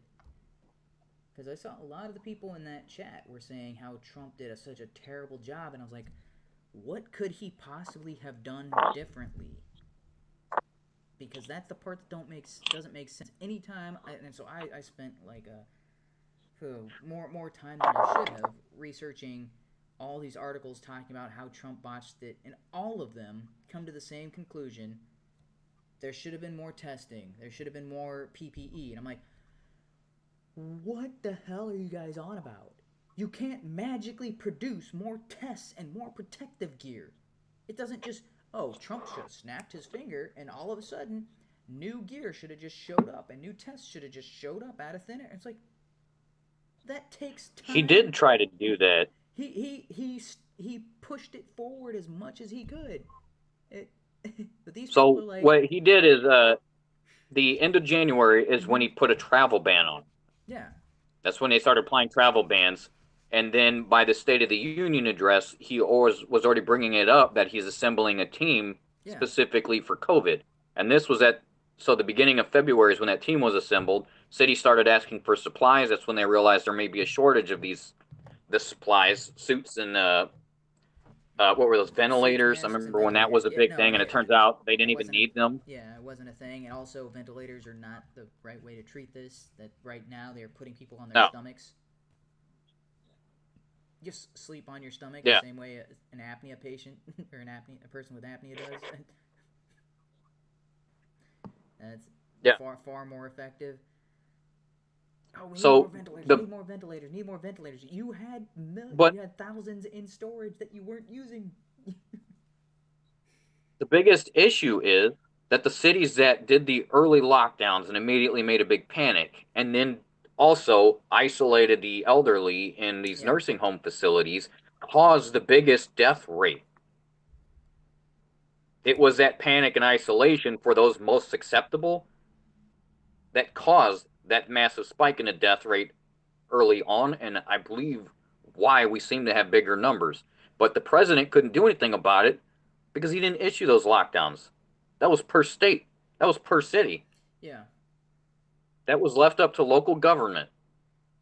But they're gonna try. Guidelines were already issued out by the end of February. That's why the company I worked for ended up closing early March, because there was already all these guidelines. It was already a known thing by then. A lot of businesses were saying, hey, if you can work from home, they were already taking things in their own hands. But there was only so much the president can do. He can't, it's not like he can declare martial law and push out these health practices and restrict everybody. That's not constitutional. We don't work that way as a country. Yeah, the other thing so what they did do is they came out with guidelines. And everybody, for some stupid reason, everybody kept saying guidelines, but they were acting as if they were laws or mandates. And it's like, what? Do you not understand? Have none of you watched Pirates of the Caribbean, right? Right? When they talked about, they're more like guidelines, really. That's the idea, is they're suggestions. They're like, hey, this is best practices. There is no legal obligation to follow best practices, and the president has no authority to mandate those best practices. Yeah. It's not like any other country where the president or parliament or whatever just makes a national declaration, here's what we do. These are 50 different states. So the president did exactly what he could do, and then started up a commission that'll start working on a vaccine to gather data, to provide more testing equipment. I mean, who knows what the best thing he could have done, but I think him and his administration definitely put a very good effort, and had they not done what they did, these cities would have already been much worse off. Mm-hmm. The ones that went hysterical and jumped the gun on things seem to have the highest death rates. I mean, we have entire states that never went on lockdown. They're doing just fine. Yeah, and so I've got an article pulled up here, because this is something I found when I was looking into this. So I don't have this linked in the sources, but it's pretty easy to find. So I was surprised by this article, and I wasn't considering bringing it up until you kind of something you said there triggered it in my mind. I'm like, okay, because this talks about the situation, and so I started reading this. I was like, okay, this is pretty good, and then got halfway through, and I was like, oh, facepalm, because they start off, this isn't all Trump's fault, but he isn't helping either. That's the tag. So they talk about, it's like okay, first, much about the situation wasn't the president's fault. perfect leadership would likely not have shielded the country from the disease. No government anywhere has been able to do so. You know, even South Korea, they've got, it's still spread. So you can't blame that on Trump. And I'm like, okay, that's actually a surprising good take on the situation from a outlet that just recently claimed Trump called the military losers. And I'm like, what? The guy who campaigned by having, in the middle of his presidential campaign, did a fundraiser for the military. It's like, held a rally not to generate campaign contributions, but sent all of that to charities for the military, for wounded warriors and things like that. And it's like, yeah, that's the guy who called military members losers. Yeah, okay, okay, Atlantic, totes believable. All right. Big difference between the U.S. and South Korea beyond Trump. So South Korea and these other countries, they had preparation for SARS. So it's like, well, you can't blame Trump because these other countries have dealt with outbreaks and were more prepared for that situation. And that I like this one. It says, moreover, the United States has a federal system which divides the power to respond to all epidemics among federal and state authorities, meaning that even a perfect federal administration would have only some of the necessary powers. 8 governors at the state level and lousy administrators at the local level might still encourage people to go to restaurants and not comply with the federal requests for an aggressive response. It's like, dude, I was like, this is somebody who is a lefty, and I'm like, finally, some take that actually is like, okay, you're giving it the benefit of the doubt. So I was pleasantly surprised with this, and about halfway through, then it starts going off on these rails. Okay, so there's one additional factor which one cannot reasonably blame Trump. The United States is not run by the Chinese Communist Party. They allowed the problem to fester and get out of hand, and they also were giving us bad information in the beginning. Yeah, but here... So then they start listing all the ways Trump did make mistakes. And one of the first things here is that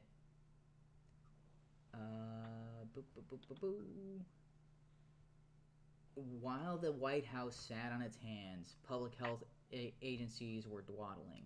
Experts agree that the widespread early testing would have been key to containing the virus, but the Center for Disease Control and the FDA, thanks to bad early batch and enforced rules, it's like, okay, they just went on and say, well, we can't blame Trump for these other things. Oh, we can totally blame Trump for this. And it's like, what? How is this Trump's fault? The Center for Disease Control are the experts. They brought out poor testing in the beginning. They limited testing so that only the FDA-approved ones could be used. They didn't allow third party to produce and use tests. And it was only after... I thought Trump was against with the FDA. Wasn't Trump's administration fighting against the FDA on that, saying, hey, is there any way you can get additional assistance? At least just sign off on these so we can get more tests out? And the FDA was like, nope, they all have to go through us. Yeah, at first they fought Trump on that, and they eventually said, oh, okay, we'll allow somebody outside the FDA to actually take over. And that's when they had commercial enterprises come in, and rather than it taking weeks to get test results, we now have tests that worked within 5 minutes. It was 5 minutes for a positive or within 20 minutes for a negative. And it's like, that could have been done weeks prior had the FDA not button. I was like, how was that Trump's fault when Trump was telling the FDA, get out of the way? How is that? It's so bizarre that they would be... You guys are bottlenecking this. Yeah. They had 3 places where they're like, okay, you can't blame Trump for this because he was actually doing the right thing. You can't blame Trump for this because that was out of his hands. That was out of his control, and he was doing the right thing. And then they get to this one, it's like, oh, you can totally blame Trump for this. And it's like, his actions are the same. He was doing the right thing. His administration was doing the right thing. The people at the FDA and people from previous administrations were fighting him on this. How is that his fault? So stupid and dishonest. Yeah, so the whole thing kind of goes on like, well, he should have done something sooner. And it's like, so it always comes down to more testing, more prevention gear, and done something sooner. And I'm reading these and like almost We pulling my hair reacted out. about as soon as every other country. Yeah. They were tracking this since the end of last year, and then by January is when they were already starting to put travel bans and realize we need to do something. That's about as early as every other country was starting to do anything. Yeah. Before then, everyone was just watching China because it was only concentrated in China. Nobody knew what was going on. So Trump put the travel restriction before the first case was reported in the U.S. Yep. We were under the impression it hadn't arrived here yet, when in reality it was likely in the United States as early as November. Yeah. Like, But how nobody else knew that. No other country knew that. Yeah, and yet all the people who are like, oh, Trump did a terrible response to COVID, they're acting as if Trump knew then what we know now. It's so bizarre. So I mean, like the first half of this article is like, dude, wow, this is surprisingly okay. I hadn't thought about that, but that makes a lot of sense. This is coherent. And then you get to this and you're like, wait, what happened? It's like somebody else took over and started writing this, and none of these criticisms make sense. And it's like, what happened to the giving them the benefit of the doubt? Why did that just disappear halfway through this? Yeah. Ugh. And the other thing is, like, at first they were talking about what Trump did versus what he could have possibly done. And in this, they're like, they completely ignore what Trump actually did, and they're yeah, it's very frustrating. And I'm like, man, I'm just trying to get an accurate sense of what was actually happening. Because I don't want to be defending Trump on COVID if he actually botched it, but everything I'm seeing as far as what they claim he botched, I'm like, I don't know how he could have done better. He acted when he acted on this, everybody else was saying this was no worse than the flu. Like, I've got articles that are in March from the Washington Post and the New York Times saying, oh, don't worry about COVID, the flu is way more dangerous. And I'm like, that was in March. Yeah. Trump was already acting as if COVID was a bigger deal than the flu in January and February. And here you are in March. And it's like, dude, how can you blame him for not acting soon enough when everybody was dismissing this? It's so bizarre. Don't know why. Sorry, I got a phone call that is not a legitimate phone call. Anyway, all right. So spent a little too long on these topics. I spent way too much time researching and getting frustrated with people, and I'm like, yeah. So I just had to put some of that information that I collect, so it wasn't all a waste of time out here. All right. I wish I could have had the actual video from Liz Wheeler, because I was like, this is amazing. I can't believe nobody else is talking about this. Well, nobody else is talking about this because that's how you get your YouTube channel or your YouTube video struck down. All right. Okay, this is, I forget what this is. Because I know you all know all of this. But first of all, you know,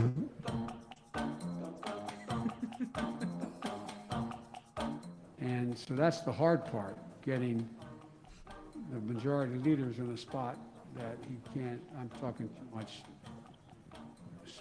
is you provide the kind of help that teach how to know. They may not know, because if you could take care, if you were a quartermaster, you can sure and hell take care of running a, department store thing, or in the second floor of the ladies department, you know what I mean? And so, wait, was that you that I was talking with about the quartermaster thing?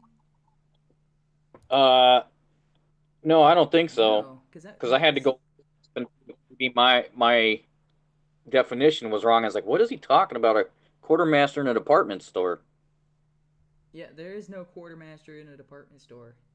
The quartermaster is a military term. It's basically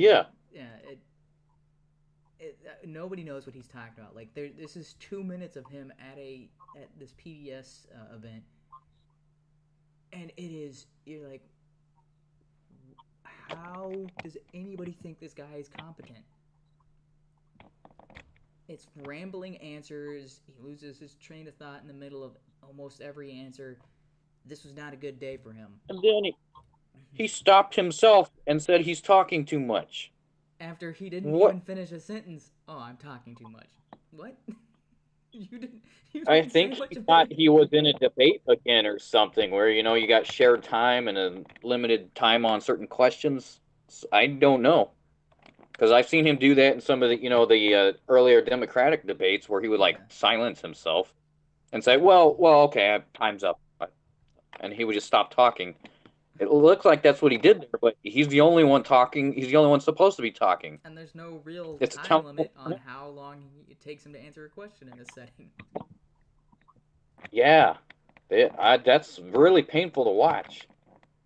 Yeah, and there's Um, another The 2 thing minutes is that, after this. and by the way, this whole notion of dealing with the idea that, look, He's got no but cards it's in front of explicitly, him, but he doesn't have a teleprompter. it's the more helpful. By the way, they may say they want to go and, I don't know, do whatever, but it may their skill that they acquired in the military may not in any way enhance that piece. Am I making sense? You got to ask me some easy questions here. I mean, it requires, You gotta ask me some easy questions here. I don't know what the questions they asked him. You gotta ask me some easy questions here. You are trying to be president. What? I was thinking about that over the last week, and there's tons of gaff videos, and they are kind of hilarious, just his responses, what he's saying. But the more I think about it, the more I watch it happening, it's he, I think, has something mental going on. I know, was it last week he took a break and sent his wife out to campaign in his stead? So he is being used, like they are taking advantage of an old man who's obviously, having some trouble with cognizant thought or keeping his thoughts together as much as he used to. Yeah. So it's funny to listen to, but it's also not funny watching them continually put him out there as this puppet. What is happening? And AOC's yelling, I don't care if you don't like him, just vote. Settle for Biden. Yeah. Yeah, because that's what we brought up last week, and I didn't know what you're talking about, but we looked it up after, and it's like, it sounds like it's something that should be a parody of the Democrats' position, but it's a legitimate campaign called Settle for Biden. Yeah, I thought it was like from the Babylon Bee or something when I first saw it. That's why I had to go look it up. I couldn't remember where I found it. I was like, nope, that's the real thing. What? That's legitimate Democrats who were in favor of Warren and Bernie. They're like, well, we'll settle for Biden. And they're enthusiastic about that. They're enthusiastic about settling. Yeah, enough to put it on a bus. All right. So I mean, there's more to that clip, but it's So, I'm yeah. gonna show you. So I'm gonna try to. Oh no, that whole town hall was just. Whew. And then I believe it was Mr. Reagan was pointing out with this. So Trump also did a town hall. I think Trump had like 2 or 3 conservatives, 2 or 3 Democrats, 2 Hillary voters. Mm-hmm. Like it was kind of just across the board. In fact, more of it was Democrat or opposition questioners. Mm-hmm. I think it was like 13 Democrats and 3 Republicans. Yeah, and even those Republicans, most of them asked pretty hostile questions. There was like 1 or 2 kind of softballs, but most of them were kind of like, okay, yeah, well, I voted for you then, but you let me down. What are you gonna do to try to turn that around? So there were very few. Yeah. And one of them was reading a question about, I think it was with healthcare, and they were slightly overweight, and asking Trump, "Why did you throw me under the bus?" Yeah. Like a totally bogus question. Yeah. Well, why did you throw me under the bus? Well, you didn't. Yeah, not sure what you're talking about there. Like the Examples? only thing Trump did was get rid of the the mandate to pay for insurance, all the provisions of Obamacare are still in place. The pre-existing conditions are still covered. Nothing changed in that regard, because in order to repeal Obamacare, that's got to go through the legislative branch, and that hasn't happened. Yeah. Trump can't do anything more than what's been done regarding Obamacare. So whatever she's talking about is whatever Obama did. Yeah. Yeah. All right. So so it's not just Joe that's having cognitive issues, because this is... To be clear, you're not taking any arrows out of your quiver. You're not ruling anything out. Good morning. Sunday morning. We have a responsibility. We take an oath to protect and defend the Constitution of the United States. We have a responsibility to meet the needs of the American people. That is when we weigh the... So I think you just listening to the Well, audio, one thing I would you say don't that... see the video, but you just see Stephanopoulos' Yeah. face. He's kind of smiling and happy, and then he just goes into the, oh no, what the... Yeah, I've seen that clip.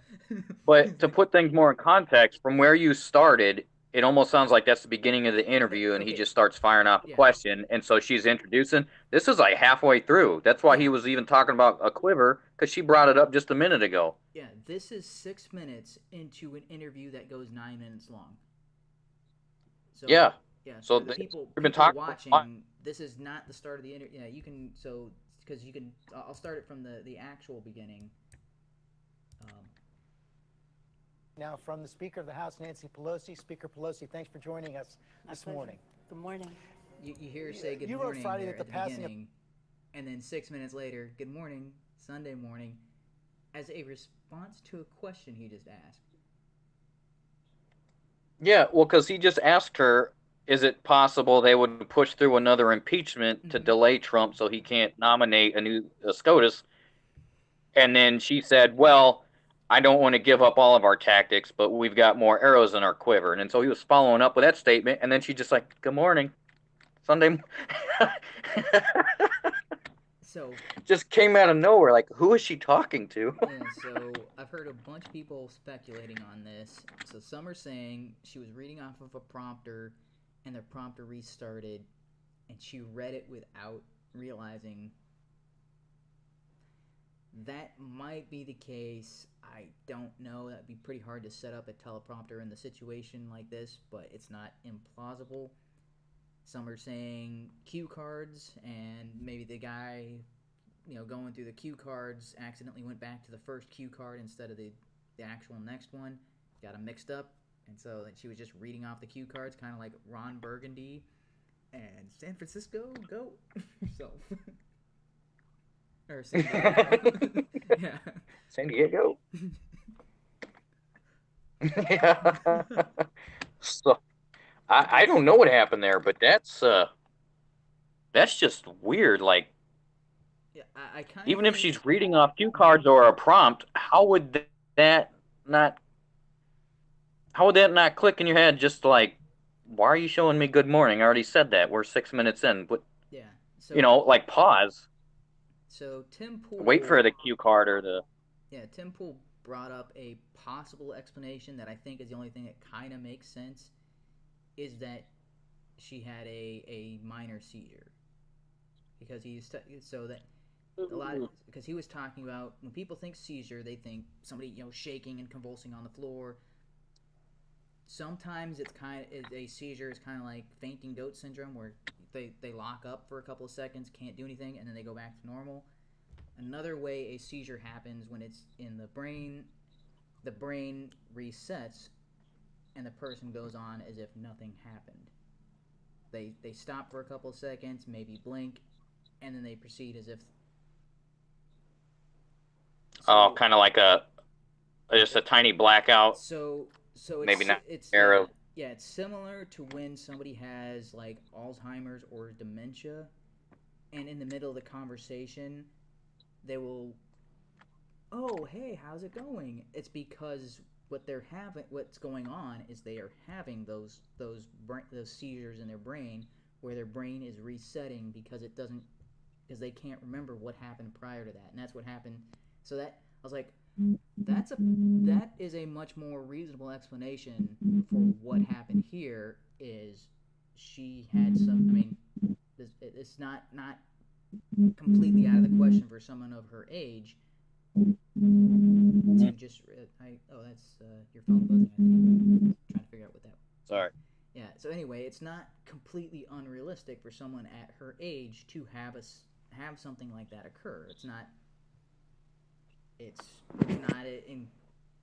not incredibly common, but it's also not very rare. I mean, the older you get, the more likely you are to have these kind of mental issues. And it's like, okay, so what likely happened is she had a small seizure, like it's basically kind of like an electrical pulse through the brain that kind of wipes out the more recent memories, and then she's just like, oh, good to see you again, as if they hadn't been talking for 6 minutes already. Yeah, I guess that could make some sense, but that was a weird part of the interview. Just seemed to come out of nowhere. Yeah, and you can see his expression change, and he's trying not to call attention to it or anything like that, but his face just goes, like, what? Or am I talking to the same? Because, so she goes on to start talking about something that's almost completely unrelated, and then gets back to the quiver thing, and I was just like, what? Like, she talks for about a minute about just kind of some generalized answer that has nothing to do with anything, and then brings up the quiver thing again, and then the rest of the interview proceeds like normal. So it's such a bizarre situation. Yeah. So that's the Democratic Party. Okay. All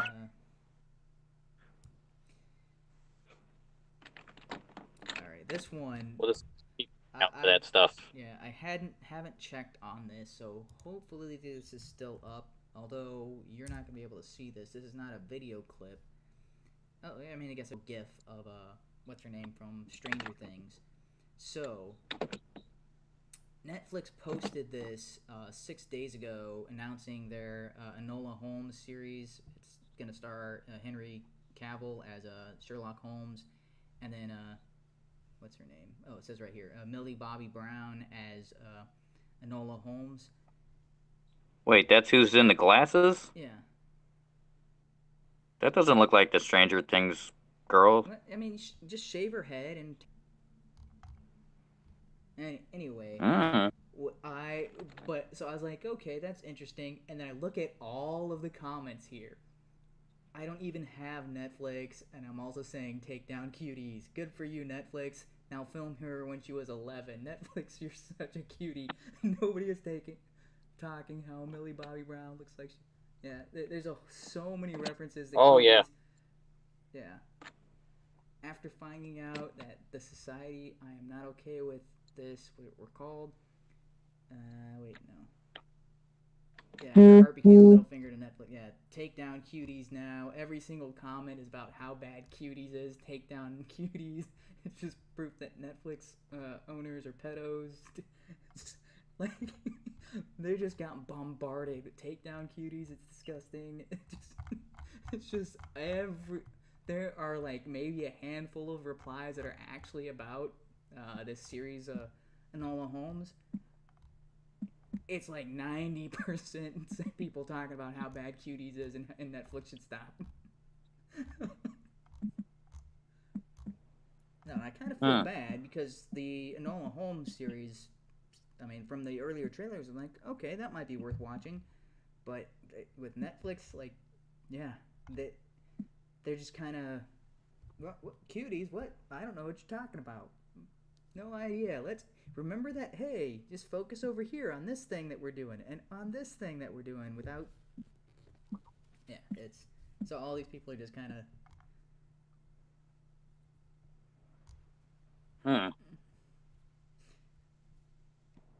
Well, yeah, I mean, Netflix just really really sat in it this time. Completely did not listen to their main base, and so I think after a while, when the smoke clears for a bit and things can settle down, people may eventually start to trickle back on there. At least they're lost subscribers, but this is going to be hanging over them for a while because it. Yeah, they lost billions on this, and there are a lot of people. There's a lot of these shows that are just now coming out, or a lot of these, stuff that's coming in just hitting Netflix, and nobody's watching it. And so more than likely, there's only going to be only one season of this, and not because the show may or may not be good, but they're not going to have the viewers to support it. Yeah. All right.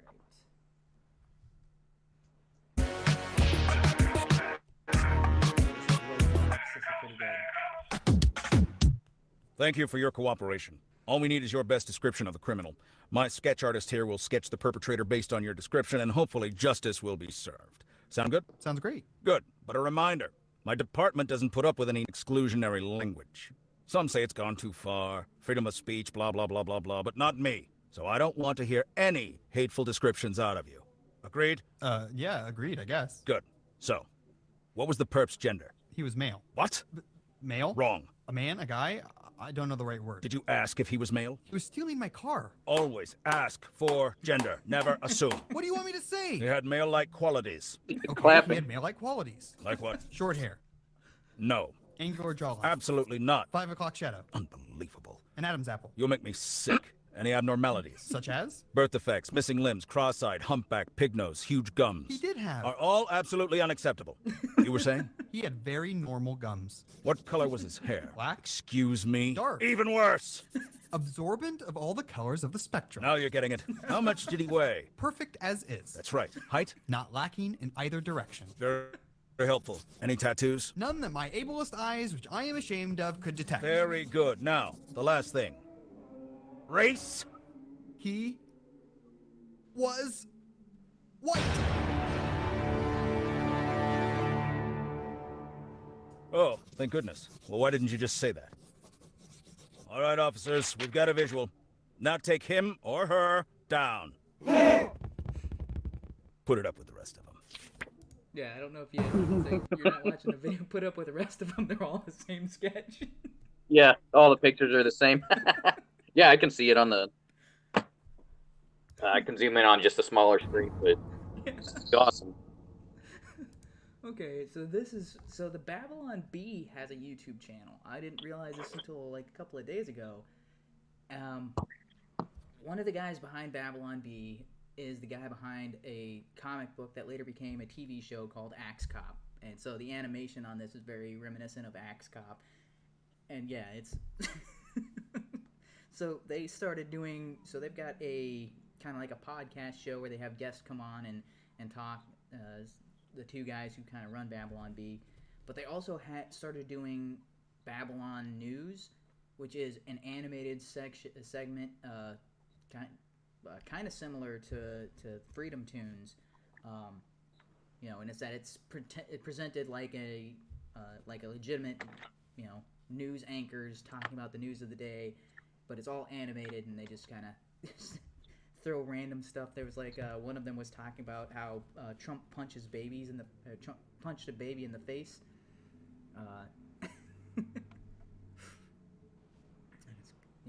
Because the yeah, baby I've seen was, some of the. Yeah. So it's so those are pretty good, and I'm like, oh, all right, they're starting to do not just news articles but also cartoons. Awesome.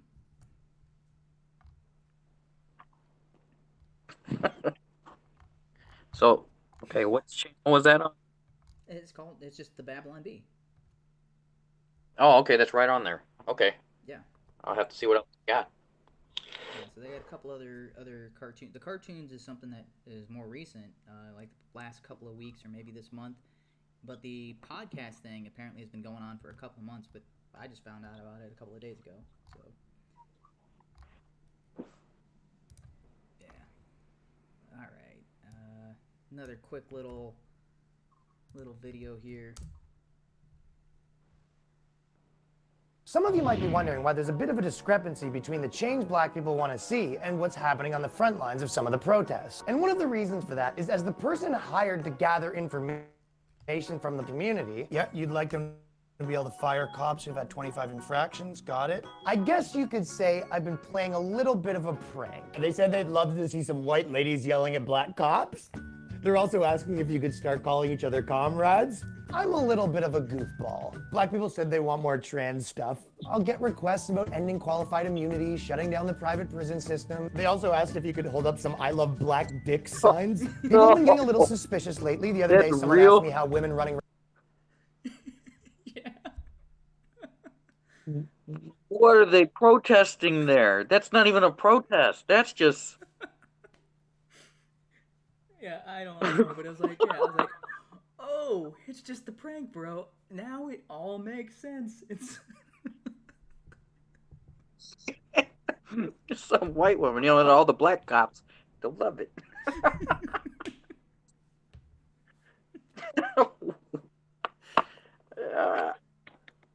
It definitely seems like that, as absurd as things have gotten. Jeez. Yeah. It's a real poster. Dude, yeah, so Ryan Long again proves that he's one of the funniest people, not just on the internet, probably on the planet right now. And it seems like everything he touches is like it's gut busting, just golden.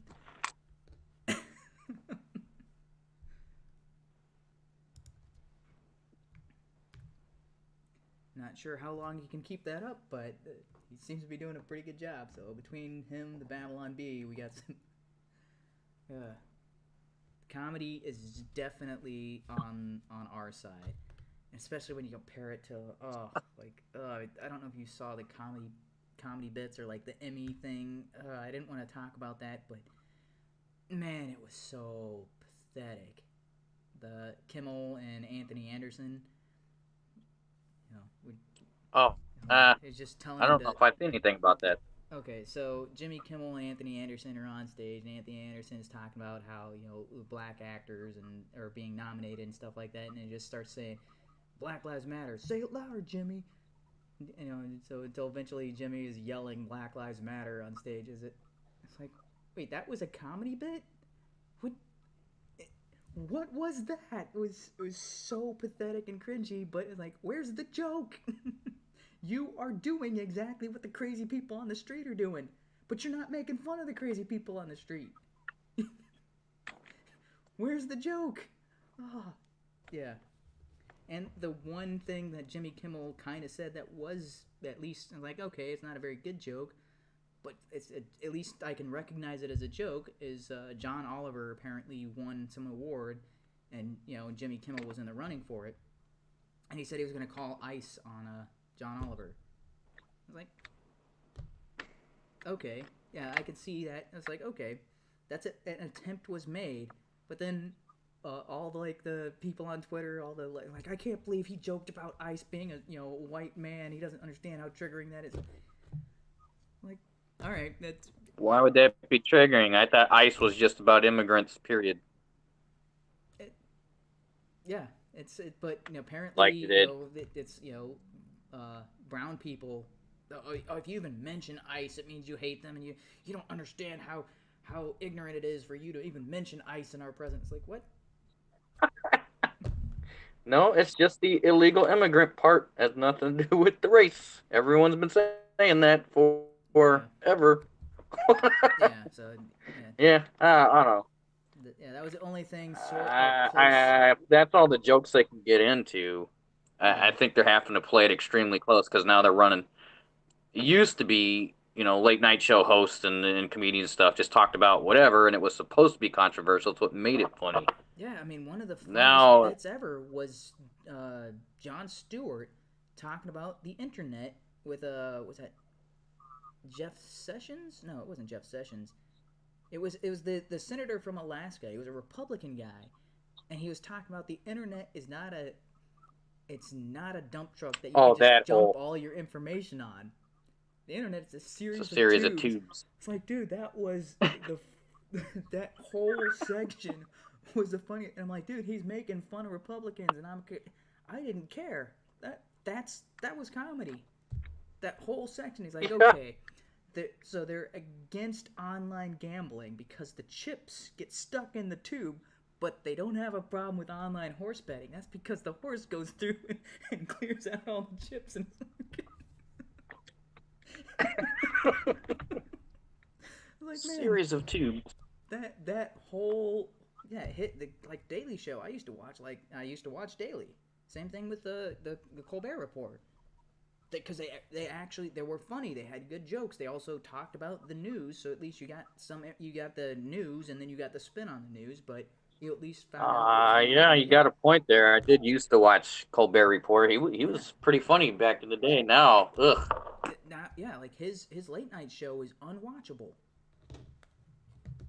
I don't understand. It's like because it's not like it was me, because they made fun of Republicans. They made fun of conservatives. They brought them on the show and asked them, obviously a different question, but then cut to them asking this other question that makes them sound stupid. Yeah. So they'll have the interviewer asking one question, and the person is answering like at a completely absurd. It's like that doesn't match well, that's because they chopped up the interview and stuff. They did it all the time to conservatives and Democrats. It's like, because that was funny. But like whatever they're doing now, like, and Kimmel used to be on the Man Show. The Man Show was funny. I don't know what happened.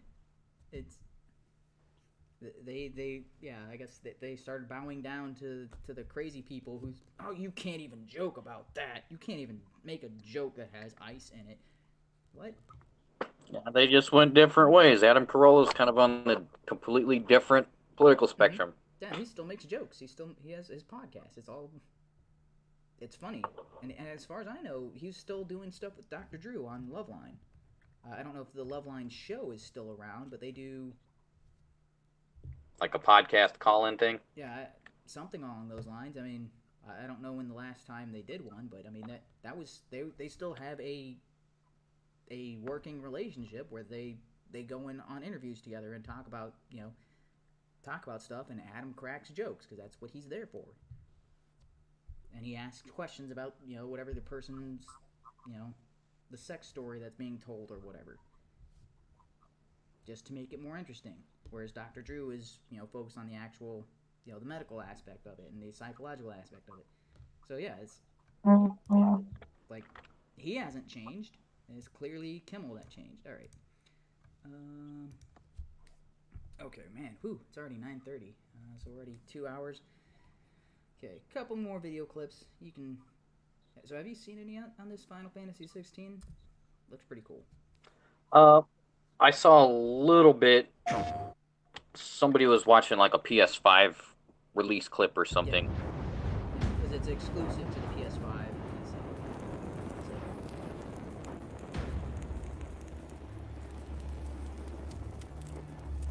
You all know the target. Shiva's dominant. And only the dominant. How do we even know the girl will be among us? Our kind do not question orders, we follow them.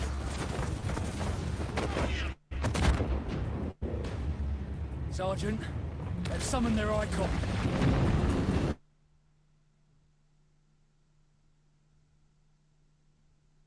Is that my end? Because icon?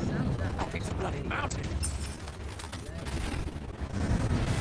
And like I just paused the video and I can hear the sound. Is that? I don't know if that's any sort of system from my end. No, I think that might be my computer running a little slow. Ooh. Wow. We have a bunch of people in the chat, and I have not been paying attention to the chat. Sorry, guys. I am not used to having anybody in the chat, not let alone like dozens or hundreds of chat. So it's so sad that red, green, and blue is dead. Yep, that means the entire color spectrum's gone. We can no longer use our TVs.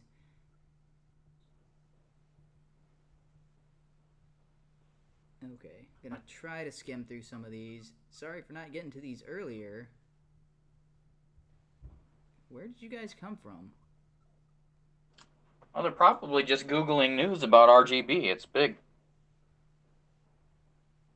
Because that was that's the title of your video, so maybe it popped up and we just got some... yeah, and I'm seeing it right now. at some Please point. check your chat or don't stream. I have 100-something followers, and usually no one shows up for these. So I apologize to anybody who did mention, to talk in the chat, because I used to have the chat showing up in my OBS stream, but nobody showed up, so I just kind of hid that. So all right, your opinions are very generic, and you have nothing to the conversation. Have this conversation on your own. All right. Well, this is a streamed video. You can stop watching. Yeah, I can't believe I missed that. I pulled it up on the older computer, the one I can't do any streaming stuff on, and just to see the chat, but then I scrolled down to see the links that you had posted, and I forgot to scroll back up, so it did no good. Flip your mic down? Oh, they're saying they can't hear you, so they think you're talking through your headset mic. No. It's a mic on the desk here, but it's if you can't. I don't know. From my end, the volume seems okay. Yeah, I checked the sound quality before going live. I was coming through clear on my end, so the volume was around the same as the videos that are playing through. If not, I can bump up the volume in OBS.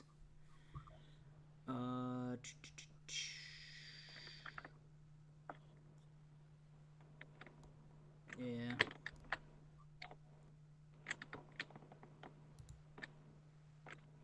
Well, if anybody's still listening, apologies. We'll have to do a better job of tracking comments, but yeah, typically if I can actually get we're lucky people... if we have one person hop in and comment. Yeah, if I we kind of just do this on habit, just because.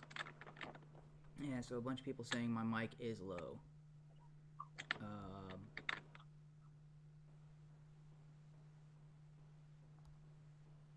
Yeah. Hard to say. It sounds fine to me. Well, I mean, it depends on how it's coming through on the video, but like when I just checked before going live, I sounded fine. But oh yeah, I guess so. I will up the volume here, but we'll see how that goes. And there's also, it might be because of my computer is kind of stressing out. I'm not sure why. I don't have that many things open. I closed everything down. Yeah. I'm only at like 20% CPU usage, so but it says I'm dropping all kinds of frames on OBS, so not quite sure what's going on there. Yeah, Final Fantasy 16 video, if that's in like, HD. Well, I mean, this was happening before that. I noticed it in Ryan Long's video where the audio is a little off, but I gotcha. I have heard of Thomas Jefferson. Thomas Jefferson is my favorite of the Founding Fathers. That's all right.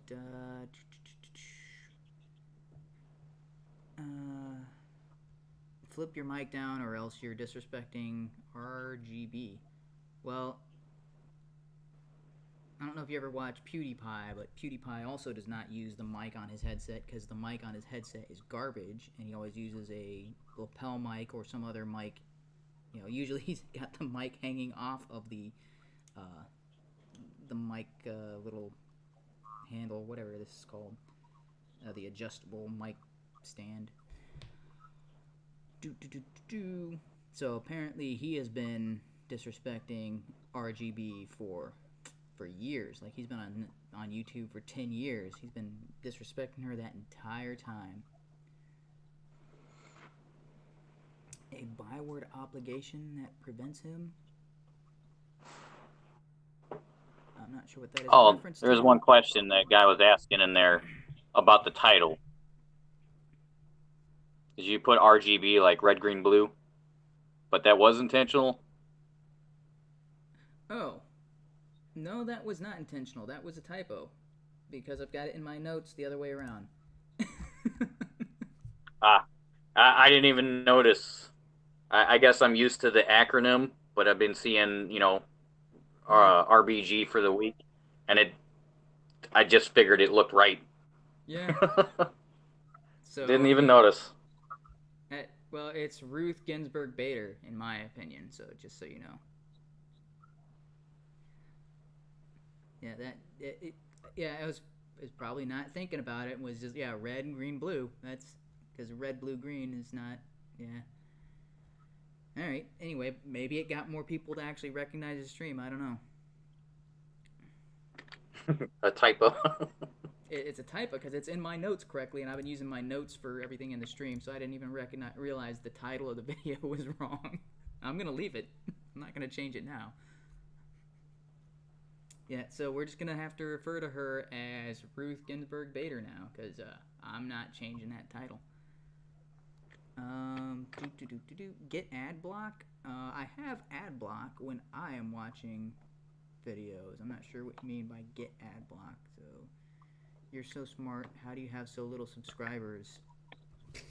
Hell if I know. I don't know how you're supposed to get subscribers to begin with, because I think one of the ways you get and retain subscribers is by actually reading the chats when they talk to you. My bad.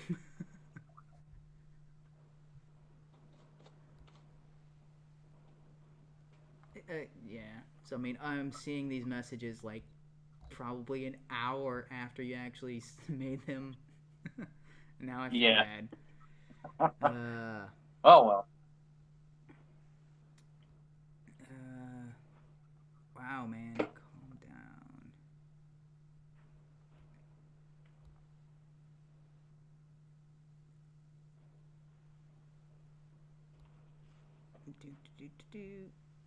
He did. There's a recording of him saying it. I wish I knew what that was in reference to.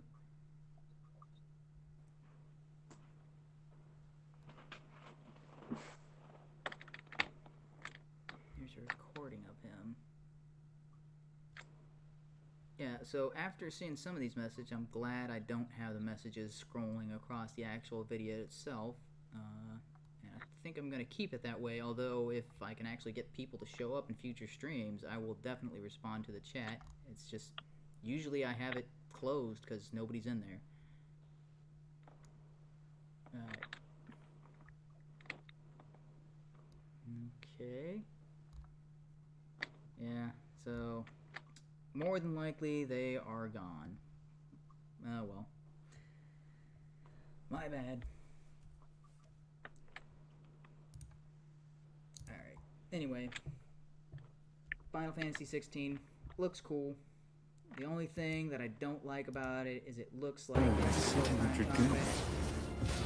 Imperial Vipers. Do they really mean to invade us?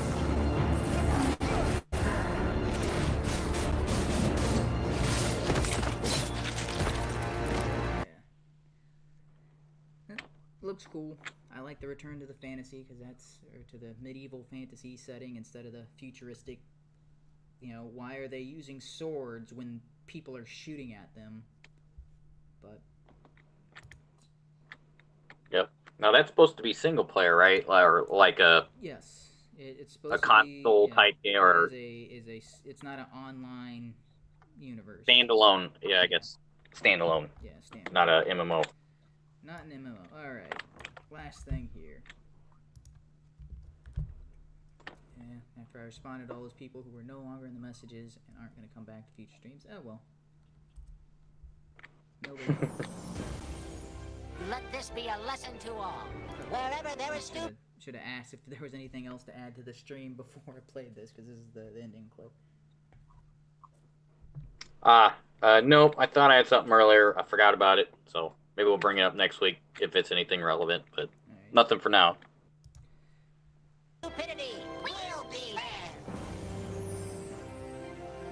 Pinky, are you pondering what I'm pondering?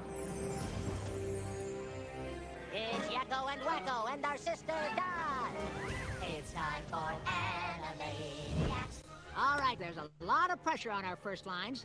Maybe something reminiscent of the first season, but modern to show that we're not your dad's Animaniacs. We're back! We're recording Animaniacs, which includes Pinky and the Brain, and Yakko, Wacko, and Dot. Hello. We all love this show and these characters so much, and the scripts so far, they're really, really funny. It's going to be a great new endeavor. Feels good to be back. Dot, I think we missed our exit. Oopsie! I can't wait to get back to the water tower. I hope my Hootie and the Blowfish album is finally done downloading on Napster. I did not realize that's what the voice. Are you sure this is a good idea? Don't worry, I've done this before. Really? No, wait, I made beef jerky before. What we're gonna do tomorrow night, right? Same thing we do every night, Pinky. Try to take over the world. This is an absolute dream come true. The guy who does Wacko, I'm like, I did not expect that to be the voice of Wacko. Yep. Huh. Yeah, new Animaniacs. I wonder if that's going to be not necessarily adult themed, but like smarter humor, like not No, because occasionally that in the original series, you know, they'd have like humor that's above elementary school's heads. Yes, like one of the best Western jokes, lines in there. Yeah, one of the best jokes in the series. It went completely unnoticed when I was watching this as a kid. I went back and rewatched Animaniacs like a year or two ago. But they're in a mall going up an escalator, and one of the names of a shop in the background is Freudian Slips, and it's got lingerie in it. Oh. I'm like, man, that is clever for a kid's show, and I'm surprised they got that through. But yeah, they made a whole bunch of, like, the Beethoven being a world-famous pianist. Wash your mouth out with soap. Oh, yeah, I remember that one. No, a pianist. You kiss your mother with that mouth.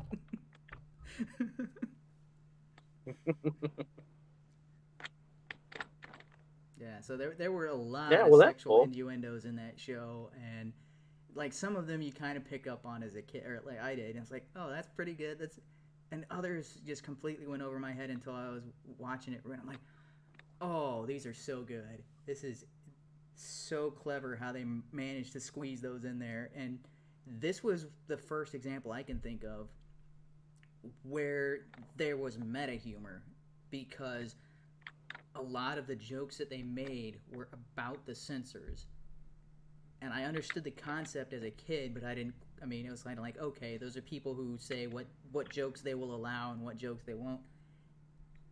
And now they're getting around a little bit. There were entire segments is like, well, that won't get through the censors, and like little nods and hints. They're talking to the audience, breaking the fourth wall while talking about, we were gonna make a joke here, but we can't because they wouldn't let us in a kids' cartoon.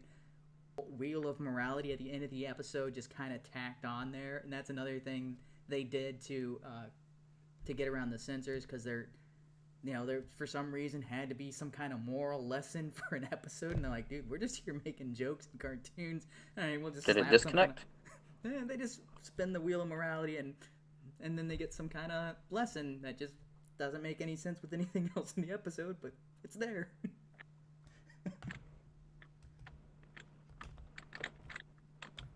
Yep. So yeah, I didn't know they were coming out with something, but yeah, I'd heard a couple of it'll be rumors years really cool ago. to see what they do with it.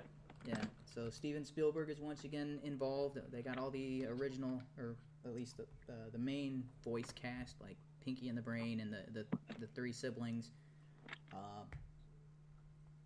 and a lot of the characters are played by or a lot of the actors play multiple characters. So I think they're gonna sound very similar, if not exactly the same as the original. They probably don't have some of the lesser characters like Rita and Runt. The voice actors for those, I believe, are no longer with us. At least for Rita, she was old when they did the first. It was 25 years ago when they did Animaniacs. So, yeah, more than likely some of the lesser voice actors will be replaced, and whoever did the voice of Mindy, likely not going to sound like a little girl. So some of those voices will probably be different, but I'm hoping it matches the same level of quality as the original. Anyway, so I saw that. I was like, oh, that's cool. That's good news. The only other thing that I kind of wanted to talk about is I don't know how much. Have you been watching any of these YouTube videos of gaming stuff that's going on right now? Gaming stuff? Yeah, like there's a game called Among Us, and it is everywhere. Oh, yeah. I've heard about that quite a bit. I'm not sure. I actually haven't played it, but I have seen a lot of like other YouTubers, Markiplier, and so they do some gaming stuff. But there are, yeah, I have been hearing about it. I get the general concept, but I haven't actually tried it out. Yeah, so I mean, it's easily comparable to games like Mafia or Werewolves, and where you've got people trying to, the good guys trying to find the villains, and then the villains trying to kill all the good guys. But I've seen people playing, and I'm like, man. But see, at first I saw it on PewDiePie, and then I saw all these other, like, it's like everybody who plays like Hearthstone or TFT, they're all jumping on it Among Us and coming out like just playing this game. It's kind of like the new Fortnite. It's so what's it, Game Theory just made a video about it, and he was talking about it like on Twitch, it's second, and the only other game that's above it is League of Legends. But it's like. And because this game has been out since 2018, and it's only become popular within the past like 3 or 4 months. It's just really bizarre. So I don't know what changed about the game or what the developers added to it to make it different. I don't know. As far as I know, there's just been little bug fixes and stuff since it launched, and then it just kind of caught on, and now they're having to do like server overhaul because they can't handle all the people trying to play. Alright, but it's a pretty good success story for a little indie developer, because they're not like, so Fortnite was Epic Games, and those guys, they got their own Epic store where they sell other people games. Yeah, it's a big studio, and League of Legends started off as a small kind of, but they've been, they're a big company right now, so it's kind of like, okay, yeah, the fact that they're still successful makes sense, but kind of like, oh yeah, we just made a game, released it. I believe it's free on mobile, but it's like $5 on the Steam store. And this little indie developer is now competing with all of these big guys that, that have millions behind them. And that's kind of a cool success story. I mean, I'm sure Riot Games with League of Legends was also kind of like the indie developer when they first launched, but now they're the big guys. That game has been around for, what, 10 years? Maybe more? It's ridiculous. Anyway. Has it? Has it been that long? It's been around for at least 7. Somewhere between 7 to 10 years.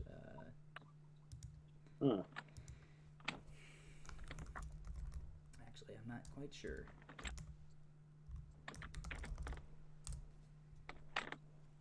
October of 2009. Yeah, it is more than 10 years old. Wow, I didn't realize it had been out that long. Yep.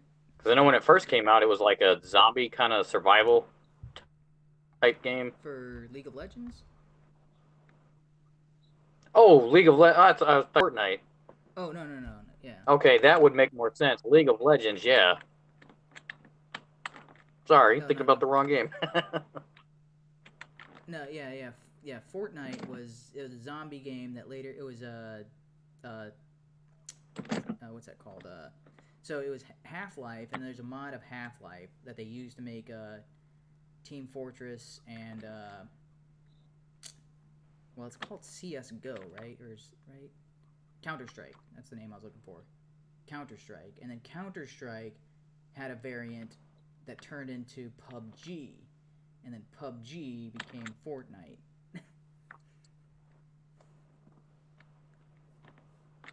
Yeah, it's a weird, yeah.